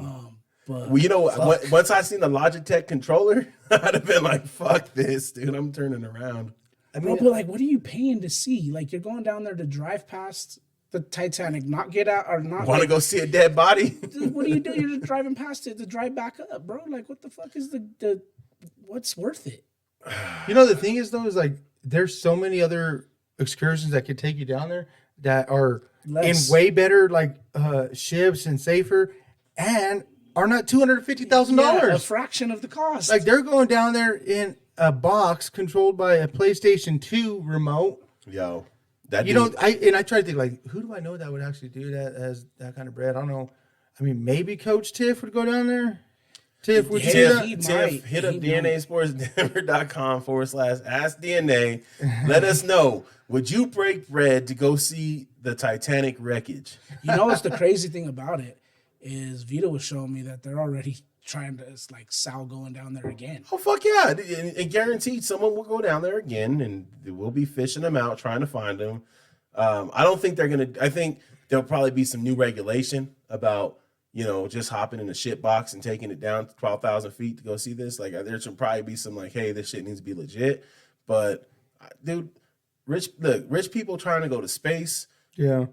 Rich people trying to go to the depths of the sea. Like, hey, rich people, break some bread with the community and, No doubt. and just break them off before you go. Yeah, there should be a law that once you reach a certain like level of finance, right, you have to give back before you start fucking spending your money stupidly like this. Fuck that, Dom. That sounds like communism, and I'm not with it. No. You're right. I don't know, man. At some point, a little bit of like baby communism. Like, come on, man. You're just gonna blow money and just like, He said, "Can I get capitalism with a dash of communism? yeah, with a sprinkle of it. Can I get a dash of socialism, please?" You know, I saw this funny thing this dude put on Facebook, whatever it has to do with the submersible. He's like, hey, for a little fee, I'm taking people down to the bottom of Sloan's Lake to see Mike Alvarado's wreck Ford. I saw that. I was like, that's a good one. That's hilarious. Hey, they used to scuba dive Lake Dillon, because apparently Lake Dillon has like an old town that they flooded to make the reservoir. over there. Okay. And so See, I wouldn't even pay to do that. Who gives a fuck? that's pretty cool. Like, drain the lake, and we'll see it then. If they drain the lake, dickhead, we ain't got no water. It's holding water for us. So Yeah, but like, Well, really, then what are who you gonna see cares? down there? Like, just some old ass fucking cowboy homes or something? just probably. I mean, it's just probably all rotted. It's gonna to look hell like anyway. Pueblo. A little bit It's like like Pueblo. driving through It looks Pueblo. like current day Pueblo. Yeah, like, what's the difference, bro? Like, Yo, shout nice out to little piece of property there. Shout out to True Boxing in Pueblo, man. Nah, dude, like the other one too, and this is a fucking tangent, but fuck it, we're here. You ever been to 11 Mile Reservoir? Of course. All right, so that 11 Mile Canyon used to have like 10% of Colorado's population back in the day during the mining times. And then fucking Coach Al dropping knowledge. the mountains went dry, bud, and they flooded the fucking canyon, and that's why you got 11 Mile Reservoir. This is just old fucking miner town that's flooded. It was an old ghost miner town that they decided to flood for a reservoir. But yeah, whatever the shit you learn. See, The more you know. go get your fishing pole. DNA dog. Sports. You'll be over there. Get your fishing pole. You'll be over there at 11 Mile. Learn You your shit get the too. line, I'll get the pole. I'll take it down to my fishing hole. On that note, On that note. speaking of albums that may Yeah, be successful, Fire, boy. Dom was super stoked when he or texted may me this tank. one, bro. we got to talk about it because we talk about hip hop all the time. We who's do. who's the best rapper? We don't talk about who's the best female rapper. Nicki Minaj is coming back to try to stake her claim. Trying at to the get her a crown. crown. You know, she's dropping a new album. What are your thoughts? Like, is she the best? Who's the best in your opinion? Like, just because they're women doesn't mean we don't talk about it. We don't talk Francis. about women on this podcast. What the fuck? No, I'm just playing. Nicki's nice. I like her better than Cardi B. I mean, she's really better than some of the rappers out there. The She's male better than some. rappers. Well, yes, I will give you that. She's better than a lot of the fellow rappers for sure. Even some of the rappers from our era. Like Let's keep Queen it Bee? real. Come on. Like what? Like I think She's better than, or you're saying is she better than Lil Kim? Yeah. yes. Success wise, definitely. Pre-surgery Kim, yes. I mean post-surgery Kim, yes. Pre-surgery Kim, I don't know. Yeah, I don't even know if Kim was the best in our era. Though. I think Foxy was better Foxy, than Kim. yeah, Foxy might have been better. You had Missy. Eve was dope. yeah, Missy Eve was good. dope. One that doesn't get a lot of respect, like MC Light. Back in the day, she was dope as shit. It's The Brat. The Brat was hard. Yeah, the Brat was sick. The Brat was hard. I don't know, man. I don't like women. I don't fucking ass. I don't like women. I love them. I don't subscribe to like Nicki's style of music though, or Cardi B's style of music. I like MCing, and I You are sound more of a hip hop. yeah. I'm more of a versus- boom bap backpack kind of. I don't care about so much about hearing about your pussy popping or any of that shit. Like I just want to hear lyrics. You know what I mean? But Nicki does have bars. She's had some really good songs, some really successful songs, and I say she's probably in her generation. I would argue that she might be the top one in her generation, in her era. I'm a bad one for this because I couldn't tell you. Well, that's a why song the right now. next topic I was excited to put on there because it goes into it. But I mean, I think the thing is like Nicki has been the top dog forever, but Yeah. I think Cardi is the one. The now, one right honestly. now? Like, I don't think Nicki's new album is gonna do anything. would to you touch- consider Cardi and touch Nicki in Cardi. the same era? Because Cardi's only been around what like 7-8 years, if that. Yeah, I mean, Nicki came around a little bit sooner, but What, do you consider her stripping part of her era? That's some of her most successful times. No, I mean because like Nicki came out what mid 2000s. something like that. She came out around when Drake came out, right? Like, right after I graduated. I still think it's because when you think about hip hop, right, you think about like the '90s, and then now the bubblegum rap era, like everything after that. Kind of going 10 year kind of. Like so, Chunks. I think basically Nicki and Cardi are within the same. Their eras kind of cross over each other, kind of like Kobe and LeBron, right? Their eras kind of spill into each other's Kind of career. like Kobe's like the middle ground between LeBron and Jordan. Well, it's like if you took 2000 to 2010, I'd say Kobe. If you take 2010 to 2020, I'd take LeBron. Kobe retired early 2010s, like 12, 13, somewhere in there. So like they spilled over into each other's, where they still had like they still had many meaningful releases, right? Like Cardi B has the platform now, though. She has the floor now, so to speak. Yeah. Whereas Nicki still had meaningful releases, though, and she's had meaningful verses. I think you go through it with like all the rappers, you see it, bro, where they just lose interest in creating hip hop records. They want to do other things. You had Ludacris jump into acting. A lot of these guys jump into acting or doing something different. 50's like in everything, you know, and it just, you know, at some point you get tired of just making music. There's more to you than just music. You want to entertain some of the other things that make you tick. Yeah, I think Nicki just raps to her fan base, and Cardi kind of raps to rap. Well, see, but Nicki's got the fan base. She has the bars, where right? she releases an album. But Cardi B's just like a rapper. Yeah. To me. But anyway, this next topic, because we're gonna move on from that. Whatever. Is you know, BET did this thing of the top best rap groups of all time. Billboard did it, but so did BET. They did the competition that I sent you. Oh, yes. And BET did the best hip hop groups of all time, and Death Row won. My beef with it is Death Row is not a rap group. It's a record label, right? They had like So Def in there, and they had all these record labels that aren't a rap group. So for the sake of conversation, what is your guys' top rap group of all time? I kind of think I know where Al's is. Well, mine lies kind of right in line with this Billboard one that released. Billboard released theirs. Their number one rap group was Outkast, followed by Wu-Tang Clan at number 2. And I think it was Outkast, Wu-Tang, NWA, Tribe Called Quest, and Run DMC. Those were the top 5 on the list.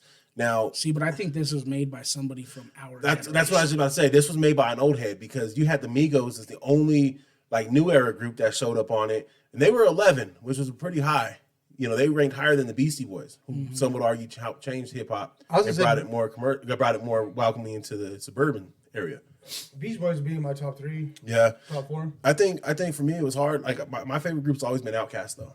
I've always loved Outkast. I mean, and there's one group that isn't mentioned here and isn't mentioned in a lot of lists, honestly, because I think they beefed within their own group and kind of broke apart.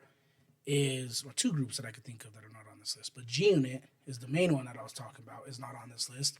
Then which that one? Was a whole the era, BET one? Like, no, they are on there. They're on this list. But I'm talking about this Billboard top 5, just the top 5. Oh, just the top 5. I feel G-Unit is in the top 5. Like, I don't. The whole mixtape era was kind of sparked by G-Unit and Who Kid, all those fucking mixtapes, bro. They made a lot of fucking good but dude, like albums together. You had 50 and Lloyd Banks in that group. You had Young Buck. They all had platinum. Every member in G-Unit had a platinum selling album. Immortal Technique said every member in G-Unit had Immortal a platinum Technique said, don't give a fuck if you went platinum. That just means 1 million people are stupid as fuck. Hey, like, it doesn't matter about going platinum. It also means you're rich. It does. So, sorry, Immortal, but you lost that argument. Somebody who says that is just somebody who's wishing they had 1 million stupid people to follow them. Not necessarily, bro. But and then what about? Listen, that just sounds like a bitter person, bro. What about D Block? They're on here and they're really low on this list. You talk about the Locks? Yeah. Yeah, they're on here. They're like in the teens to 20s on this list. Where's Dipset? Dipset's on here too. You obviously ain't went through the list, did you? Not this one. No, Dipset's on here too. See, I kind of gave up on the Billboard list. What about D12? Since the top, they're probably not on this. They're not on that list because Eminem can't carry him too far. His back hurts. He's already on the top 50 rappers. No, I don't know. I mean, obviously, it's hard to really name them because there isn't a lot of great groups. You really, when you think about groups, right? We did it with G-Unit just now. Yeah. You only think about specific people. See, G-Unit is number 19 on here. Bro, even Outkast. They ranked higher than the Locks. Hold up, where's Bone at? They were like in the 40s on this list, dude. See, that's no, they're 21. 21. But Bone has to be way higher than that. They changed the game though. But I think like if you look at this list, bro, this list, like the top 5, are all game changers too, though. Like Outkast changed it for the South a little bit. You can argue that like Rap a Lot and what Scarface and Ghetto Boys was doing. You know what I'm saying? But Tribe.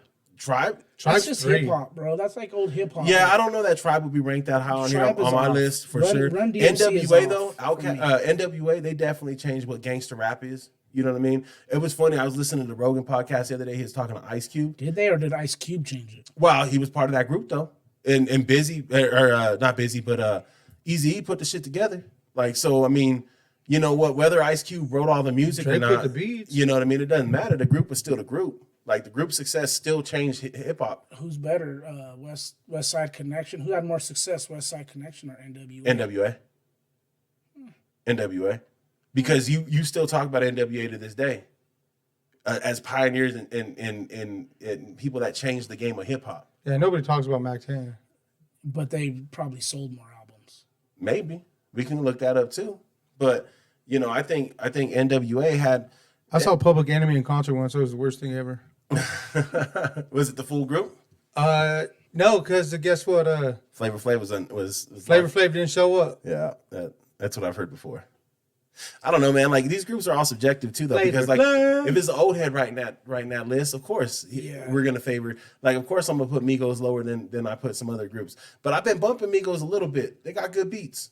Now, I mean, a lot of our problem is like we don't hear like fully try to listen to the whole song. No, and shit. I don't agree with that. We don't. My problem is I Because enjoy. we like our generation likes flow patterns. We like more in the pocket flow patterns, and Speak for yourself. we do. You know what I like the most? Is I like a Lyrics. good story. Yeah, me too. 100%. I love storytelling hip hop, like storytelling music. That's why I like country music a lot too, because it's all storytelling. You know what I mean? And that's what's missed with a lot of and I won't say it's missed with a lot of new music, because you get cats like J. Cole, you get cats like Joyner Lucas. Yeah. You know, they do well at They're telling dope. stories. And even some of the stuff I listen to from like 21 Savage, even some of the stuff I listen to from the Migos, there's some storytelling in there, and I can respect that part of it. But I think a lot of cats, the emphasis is more of just catching somebody's head nodding, catching somebody dancing, because they make music to sound in the club. Like that's the difference. That's like a different genre of hip hop, though. If you think about it, that's a different So I'm realm of saying hip we hop. like different flow Yeah. patterns. Like we like more of a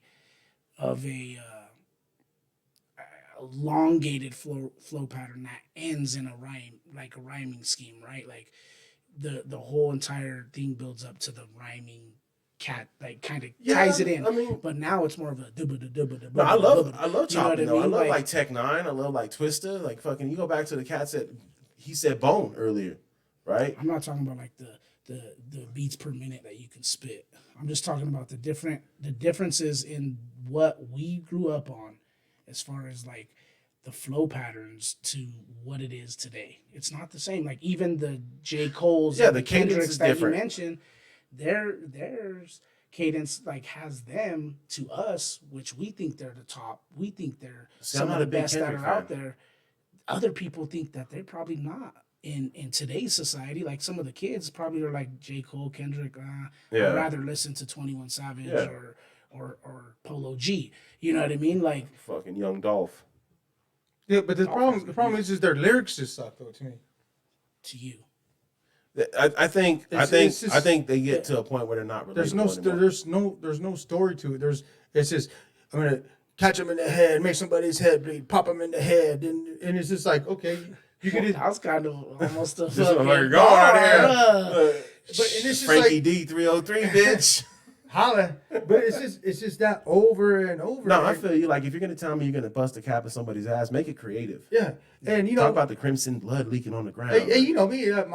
My favorite rapper is the white rapper and the white mad rapper Eminem. But he even makes a song where he's doing the da da da da da da, making fun of the guys rapping just like that. Oh, I thought you were talking about Vanilla Ice.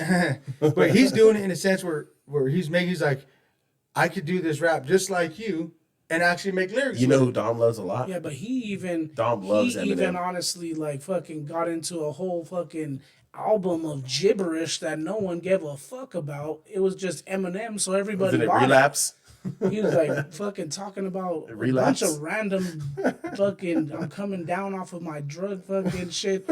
I don't know. He's wild too. Like there was a good era of him. Eminem to me is like Lil Wayne. There was a short period of time where they were really great. They're great rappers. They're great lyricists. I'm not gonna take that away from them. But as far as their catalog, after a certain point, to me, it is garbage. Well, you can almost say that about any rapper. There's very few that you. Snoop. But listen, there's even Snoop. Snoop Even stuff. Snoop. I think a lot of Snoop- Snoop stuff is garbage. Snoop is like has the most longevity out of any rapper in the history of hip hop, any artist. But not all of it's good. Dude, Ice Cube. What does he put out? LL Cool J. Ice Cube just released that Mount Bro, Westmore recently. Snoop pretty much puts out an album probably every year. Yeah, but is it good, bro? Just No, because you it's put an not. album out every year doesn't mean it. You Exactly. fucking. It doesn't mean you're making He makes hits. hits. He does make hits. I'd Eminem's argue, last bro. album, He- Music he- to Be he Murdered does, By though. is amazing. Have you guys not listened to that? Eminem's last album. Yes. Yeah. That's good just album. fire, bro. But that was more towards the more original Eminem type style of rap. But again, like I just said earlier, Eminem though, I got think some of lost these dudes for a long get. time. I think some of these dudes get bored. Like Snoop isn't just rapping. Snoop is involved in a lot of other things. You know, Ice Cube isn't just rapping. He's involved in a lot of other things. I think if you don't start doing other things and you just keep rapping, you eventually get bored. Exactly. But a lot of these other dudes kept just rapping. And we suffered the consequence for that. Snoop went to gospel. Snoop went to all these other genres. What the? What? He I got want to hear bored. Snoop's gospel. I'm not saying it's good, bro. I want to hear Snoop's gospel. God damn it. He bounced around to where we don't have to hear all his watered down on board bullshit. He But smoked so much, he we- actually went to the clouds. We listen to guys to the like Church of Cannabis. Eminem, guys like Ice Cube, who stood around and continuously try to put out albums that were just I mean, I think we need to get back to the spreadsheet. I think you need to spread the sheets.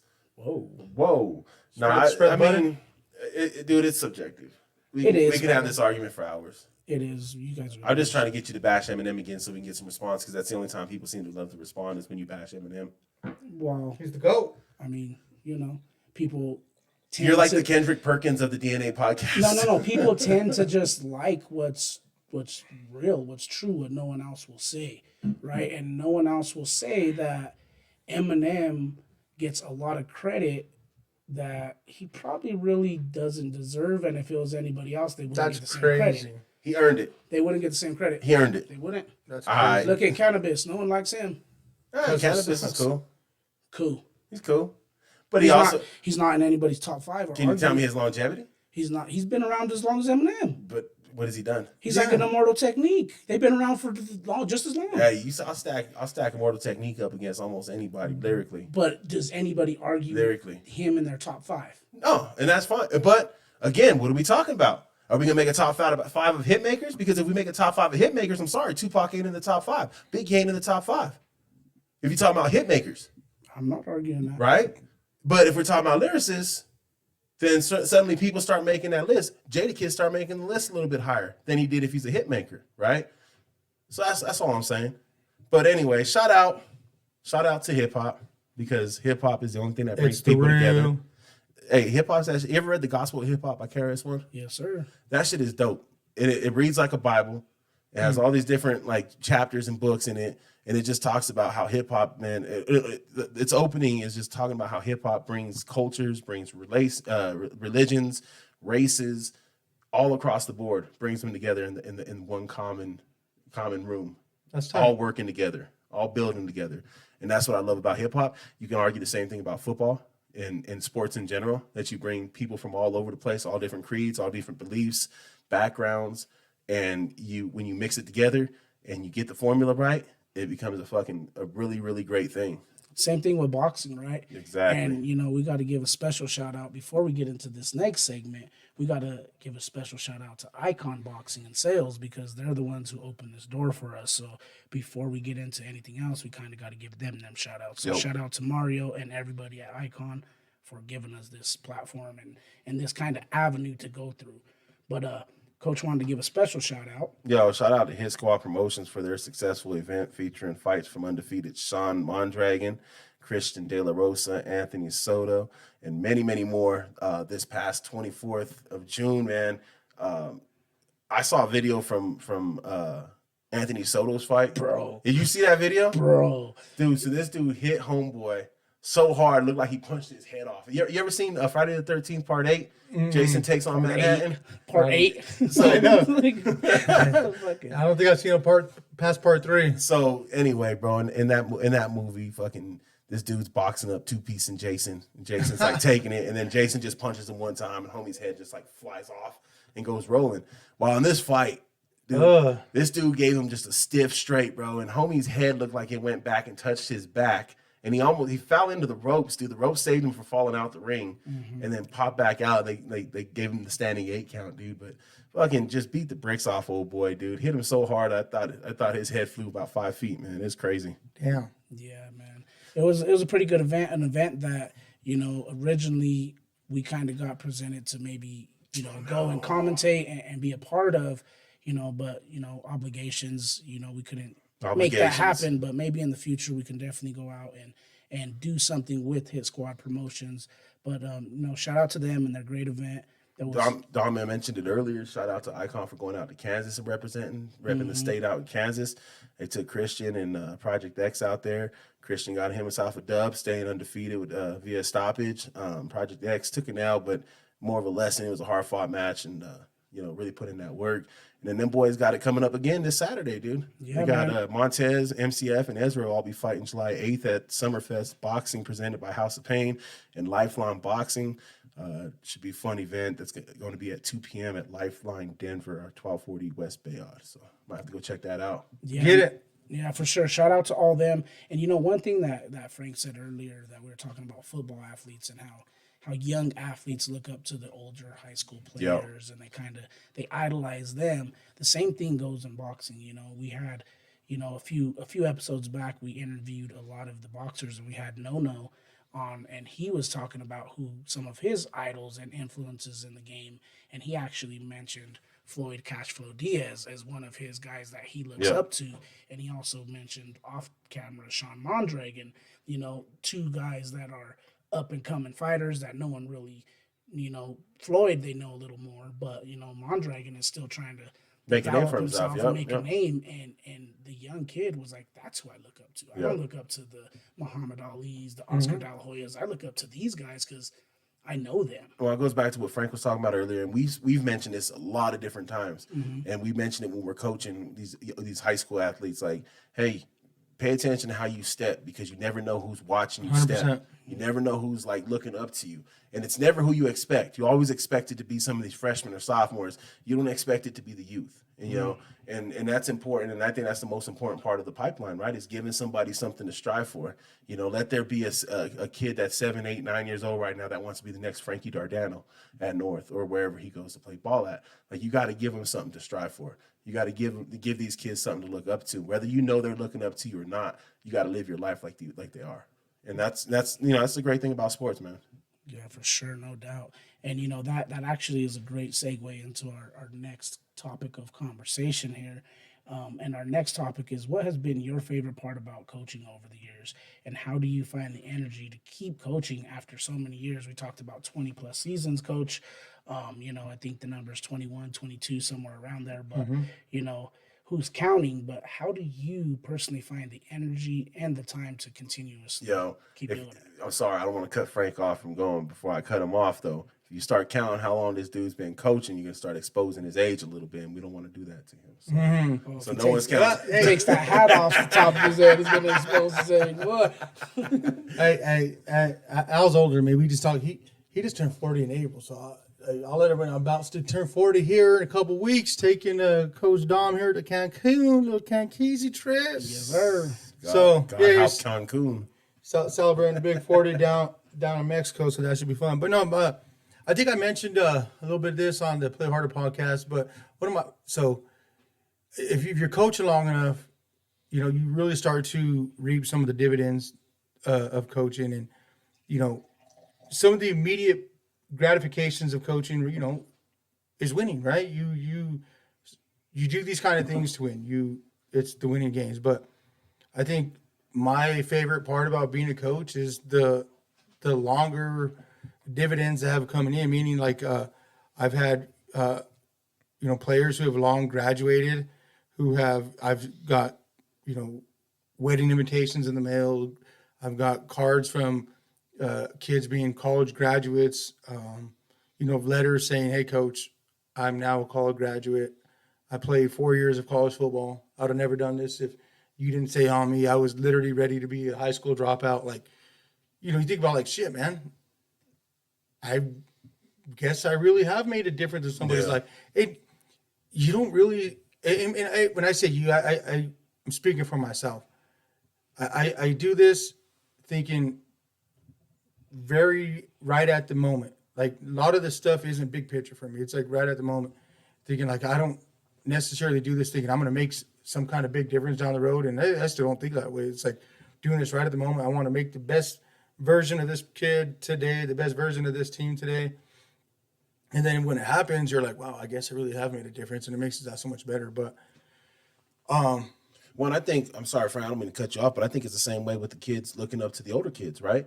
You, as a coach, you never know who you have looking up to. You never know whose life you're going to impact, even if it's not this month, this year, this season. Right. You might, something you teach them now might impact them, 7, 8 years, 10 years down the road in their professional lives. And to be able to have that impact, not knowing not knowing what even kind of impact you're going to have, just knowing that it's going to be an impact somehow, right, and doing things the right way to make sure that that impact's a positive impact in the future for that kid. 100%. Like, and we've all played football at some level at some point. And, the beauty for me of football is the game teaches you so much more than just football, right? It's really a microcosm of life. Yeah. Because at least especially for us, because let's just call it what it is. We weren't the most successful program. We had our, some sunny days for sure, but we really had to learn and understand what it means to get up and fucking shake some dirt off your shoulders. Yeah. Because life ain't gonna fucking be easy, man. And you're gonna get your shit kicked out of you. You're gonna have to get back up and be like, hey, I'm gonna get back up. I'm gonna have a smile on my face. I'm gonna get back at it. And I think a lot of these kids are learning like, hey, shit isn't going to be easy, but I'm going to get back out there. And, we just constantly preach like, hey, just keep grinding, keep getting after it. And seeing a lot of these kids constantly coming back and starting to reap some of the benefits, that's also very gratifying. But as far as being able to find the time, like, and I say this over and over and over, like, the longer you progress in coaching, you keep going up in this game, you start realizing even in the like pro ranks, you start seeing some of these new coaches, man, they're in their 30s, right? Mm-hmm. Start seeing some of these coaches get hired, they're freaking 33, 35, 38. And it's like coaching is starting to become more of a young man's game. Yeah. By the time. Yeah. And I said this earlier in the cast, it's because you got to have all the time to pour into these. It's long hours. And high school, it's a lot of hours too. It's not nowhere near as when you start getting to these higher ranks, but you got to have the time to divulge. And when you have kids and you have a wife and all that, and at some point it's going to cause some kind of friction. And I just been lucky enough to have a wife at home, be like, look, this is what it is. This is what I'm going to be gone. This is what you have to do. And yeah, she's been holding it down for so many years, and so that's where I find the time. And it's never been an issue. She's out of the 4 or 5. I can't 6, whatever schools it's been. And I can look up on a Friday night, she's in there and, the purple and gold or whether there was been the blue and the white or the red and the yellow, whatever school colors it is, she's there rooting us on. And so that's where I find the time. I will say the wick in my coaching candle is starting to get a little low. So in saying that's a little emotional, but knowing that, it could be, I don't know, this year in a couple years that I may hang up my whistle.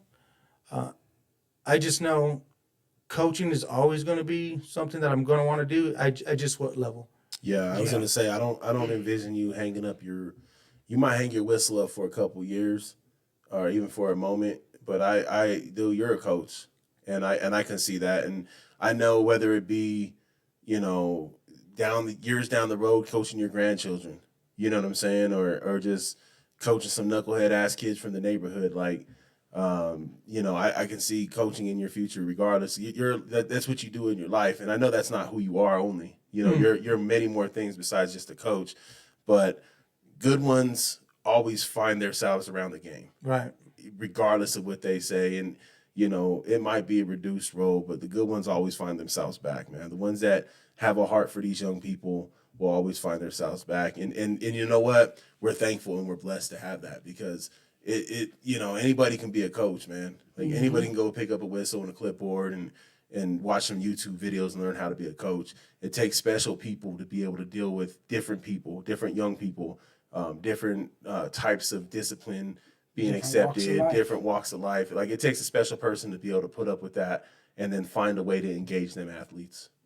Yeah, for sure. And in today's game, honestly, and today's world, the way sports in general is growing is there's so many avenues to stay involved in sports, right? Being a coach's coach. Yeah. There's a lot of coaches out there who, like you said, it are just pulling up YouTube or are trying to do whatever they can to better themselves as coaches, and they can use an older coach Yeah. who can maybe, They can help use the them out Dardanos mind to be like, from hey, here and there and say, this is what I would do, Yeah. or this is how I practice plan, this is how I do this is how I do that. We go to Glazer clinics all the time and have guys speaking Yep. about how they hold themselves. Exactly. There's always avenues to continuously stay involved in the game. Whether it's being on that sideline or mentoring somebody on that sideline. and sometimes it's just hard to get away, and that's what It it is. ends up becoming. You know what I mean? It's an addiction. It is. It's you are a literal addict to not just the game, but the the friendship. Like one thing is people understand is, and this is what I miss about you and some of the other guys on the staff, and what I really appreciate about the guys on this current staff is the friendship, right? And so I think about we're truly stepping away from coaching. What I'm gonna miss is that, and what I think was truly cool about this podcast, and maybe you guys really haven't thought about this, but I think one of the reasons you guys kind of started this up is to keep some of that friendship, that bondship, because let's just call it us men. We need an avenue to kind of just be ourselves, be men, and get a freaking hour a week to let's just talk sports. Let's get together. We need each other's fellowship, man. Exactly. For sure. And I think that's what happened with DNA was me and Dom enjoyed working together. We enjoyed coaching together a lot. And it was like, well, how else can we figure out ways to fuck around and work together? Right. And it was the DNA sports training stuff. It was, hey, let's fuck around and podcast a little bit. And when we did this, man, like 1 year ago to today, out on his back patio, like there was no fucking expectation of it being anything other than something to support what we already enjoy doing. And mostly just chilling and kicking. To shoot the shit. Yep. Talk about what's going on, and maybe help out some. One of our focuses was helping out like local businesses, like just plugging them, and that's why we plug all these people. And you'll hear at the end, there's a gang of people that we like to plug. And it's just because they've done business with us or they've shown love to us in certain ways. And it's like, well, how can we return the favor? Our stuff that we've done with Icon, them opening up a lane for us in boxing and in sports broadcasting. Like, that's another one where it's like, well, how can we continue to do this? We enjoyed it. We had a good time. How do we continue to do that? And it's to the point where we're starting to try to solicit our services to other leagues, whatever, to have us come and live stream your event, And it's like I was telling you a little before we started recording, like, it's just, when you're with good people, you want to figure out a way to stay around good people. You talked about idle time, I think about being by myself. We need self-reflection sometimes, but I'm also a better man when I'm around other good men.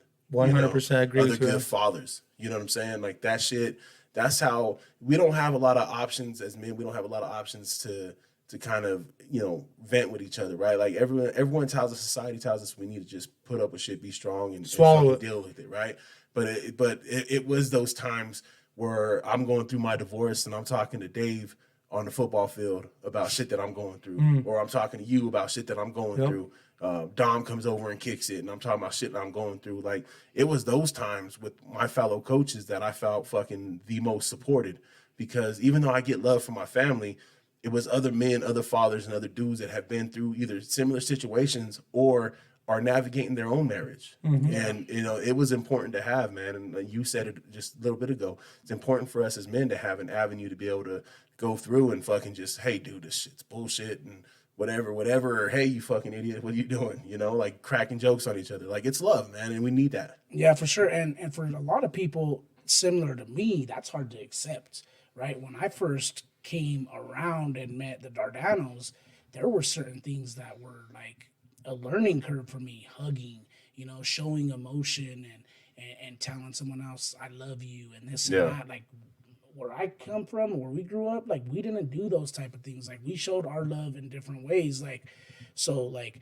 embracing support and help and love was a whole different transition for me. So like I had to, kind of learn how to be like, Dom, it's okay to accept help when you need it, when you're down and out, when you need a job, then someone says, hey, I got a job for you, instead of being offended and say, I don't need your fucking job. You know what I mean? Like, Yeah. I don't need no handouts. It was like, oh, hey, I appreciate that. You're really trying to help me. You know what I mean? And I started to acknowledge that, it wasn't necessarily saying that I was incapable. It was just saying, hey, I fuck with you and I want to Yeah. help you. Yeah, it's not a You shot know at what I your mean? manhood. So, It's like, let me uplift you. Yeah, man. So to a lot of people out there who are afraid to embrace those type of things, man, like just do it. But you got to also treat those relationships different than any relationship you've treated in the past, and know that people who are genuinely trying to do things for you, you should genuinely return that favor. Yeah. Because that's what life's about, is not only just getting things done for you, but also what are you willing to do for others who do for you, right? Because we got a lot of people in our life that do good things for us, but when the shoe's on the other foot, there's people that don't tend to want to try to do that. It's a one-way relationship. Yeah, and that's not the way good, real relationships No. are. I can tell right now, just there are several times in my life recently that I've been in certain situations that I wasn't, glad or proud to be in, that I got in messages from both of you.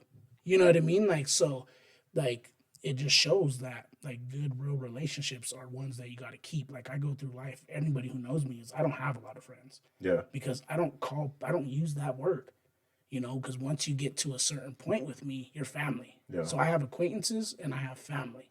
Like, everybody who's at this table to me is family, right? Because I got some family who truly aren't family, Yeah.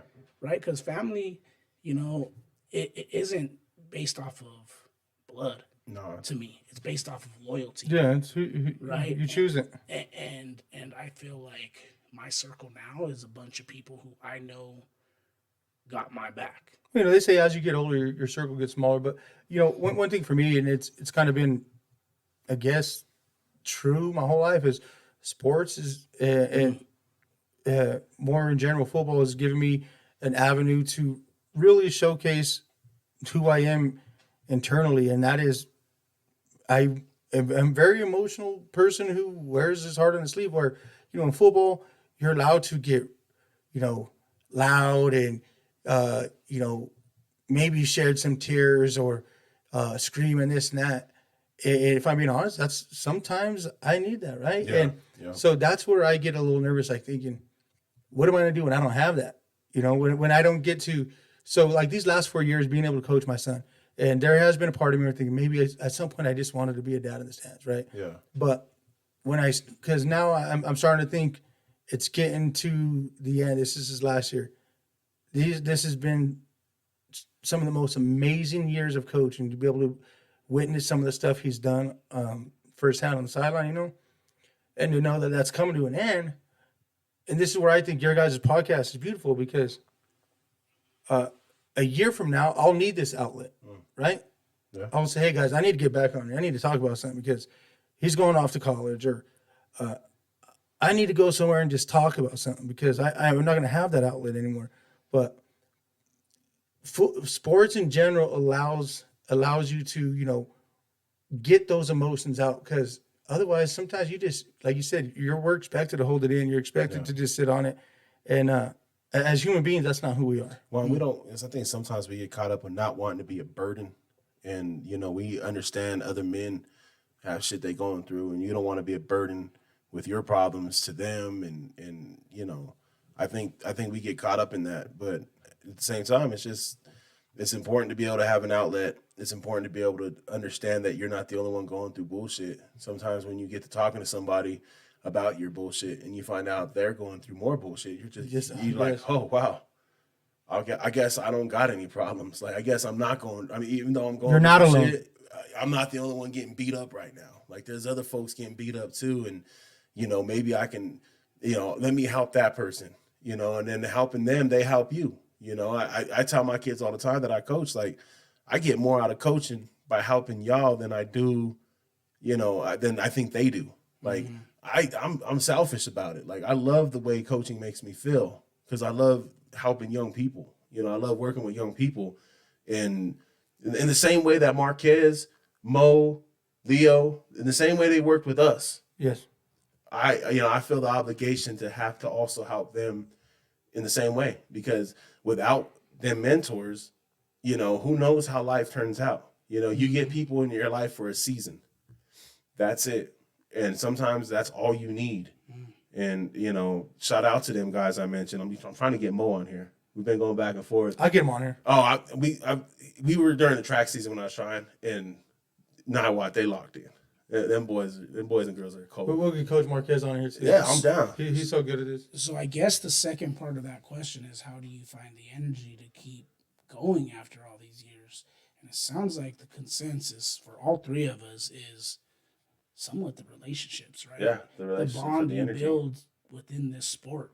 Like we all just sat here and mentioned like how football is enhanced our lives as far as relationships. We have kids and players who come up to us constantly and say, "You made this impact on my life." And Yeah. that, for me, that's why I coach, right? Yeah.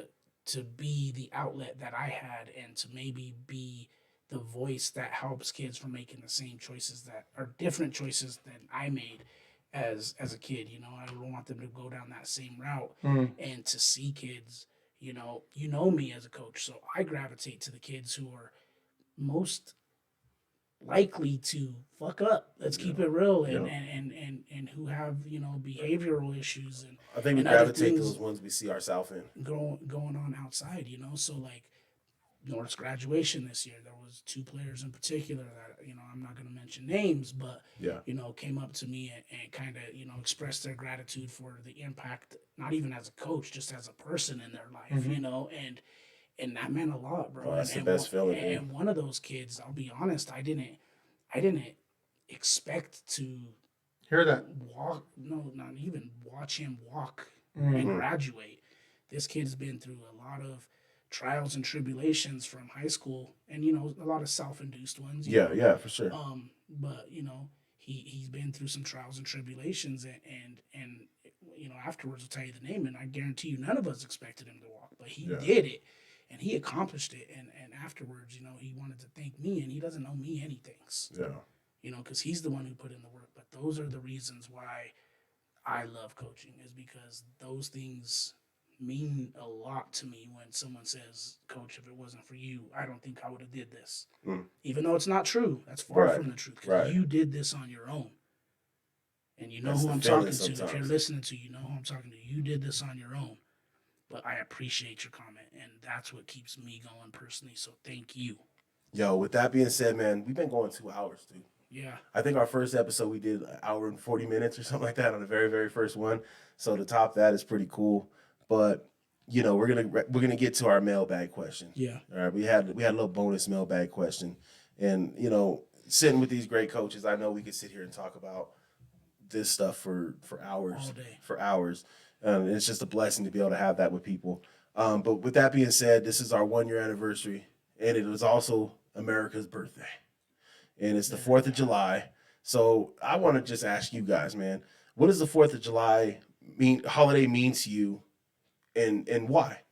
And I'll start with Dom, and then we'll move to Frank, and then I'll answer last. Yes, sir. I was actually hoping that you would Okay, not start with me. let's but go we with can our there. guests. No, We go with our guests The first. 4th of July to me, man, means a lot. But I feel like we are kind of far away from what it truly means. As a country, I think we're probably the most divided that we ever been. You know, these last few years, we're getting more and more divided, in my opinion. And to me, it's the 4th of July is about unity within the country, about freedom, you know, about celebrating the fact that we have certain liberties and you know, certain things that we can do that other places don't get to do, you know. And so for me, that's what the 4th of July is. However, I do feel that we're getting Got away you. from I that. feel you. No, and you know, you kind of touched on some of the stuff that I was going to say. Like, here's the deal: 4th of July, growing up, I'm a summer baby. Birthday's here in a couple weeks. 4th of July used to be my favorite holiday, you know, and I teeter back and forth between that and Thanksgiving. Thanksgiving, the football holiday and all that. And I just think that the beauty of 4th of July, and the nostalgia of it, thinking about warm summer nights and the fireworks and baseball games, and I can smell the hot dogs on the grill and all that. It's just the beauty of 4th of July is like no other. But yes, I think right now there's a lot of things going on politically in our country that leaves a lot to be desired. But in the grand scheme of things, we are still so blessed. We still have way more freedoms and everything than everywhere else, right? So can things be better? 100%. Can things be better in everybody's life? Yes. Yeah, always. But I know right now I'm a proud American. So I say this, from the bottom of my heart, happy birthday, America. Happy 4th of July, everybody. I hope everybody ends up tomorrow morning with the 10 fingers, that everybody stays safe. But I do feel like it's lost a little bit of its luster. Like, I think about it how, like, maybe I'm a little too nostalgic, but I feel like when we were younger, like 4th of July seems like it was like that scene out of The Sandlot, right? Yeah. Where they're running down the whole neighborhood's the going whole off. neighborhood, and they're. I honestly feel like as a kid, that's how it was. Maybe I'm full of shit, but I just wish we can get back to there. That said, though, 4th of July, it means a lot, and I can't wait to celebrate it tonight. For me, it's the greatest holiday there is, man. And I love Thanksgiving. I love Christmas. And I love being with my family. For me, 4th of July is where it's at.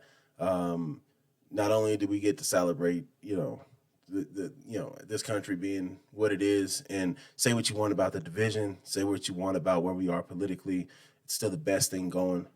And I'll argue that to my death with anybody. Yes, sir. I think there's a stigma on being patriotic, and I don't think there should be, and there needs to be.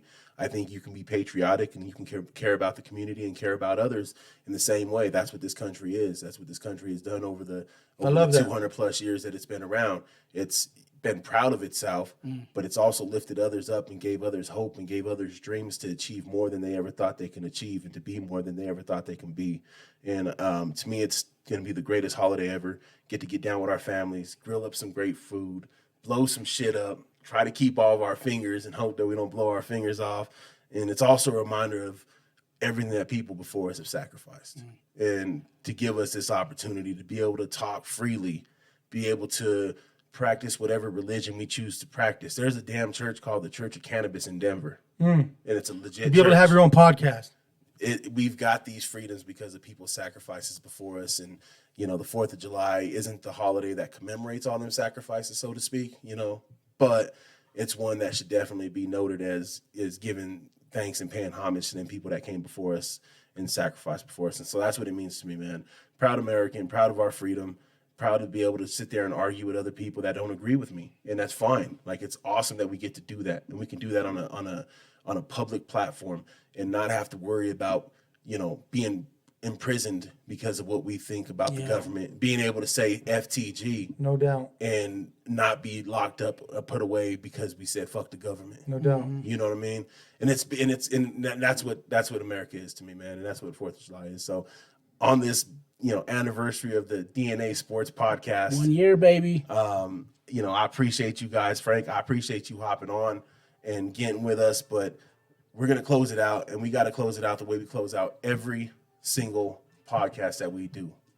Shout out to my boys at Icon Sales and Boxing, Anytime Flood Restoration, the Play Harder Podcast, Rebels Promotions, Black Sevens, Janice's Catering, Lash All Beauty, Cutthroat Barbers and Anglers, and DNASportsDenver.com. Make sure you go to the website, check out a podcast, buy some merch, check out our social medias. We're on IG, we're on Facebook, we're also on YouTube. So make sure that you follow us, like, comment, and subscribe to the notification gang. Any special shout outs for you, Frank? Yeah, hey, to YouTube, man, you guys are killing it. Listen, I'm grateful, thankful to be on. I want to come back. Have me back on. Don't make me wait another fucking year. You understand? Listen, let's do this again. Hey, shout out Devon North Vikings. Shout out. Hey, listen, I bleed purple and gold. I love all you guys. To my wife, everybody. Hey, happy 4th of July, y'all. Happy 4th of July, everybody. Hey, and with Frank being here, shout out to class of 2001. Baby, Go, baby. 0-1. Let's go. We out of here, man. Old Peace. heads. Hey, happy 4th of July, y'all.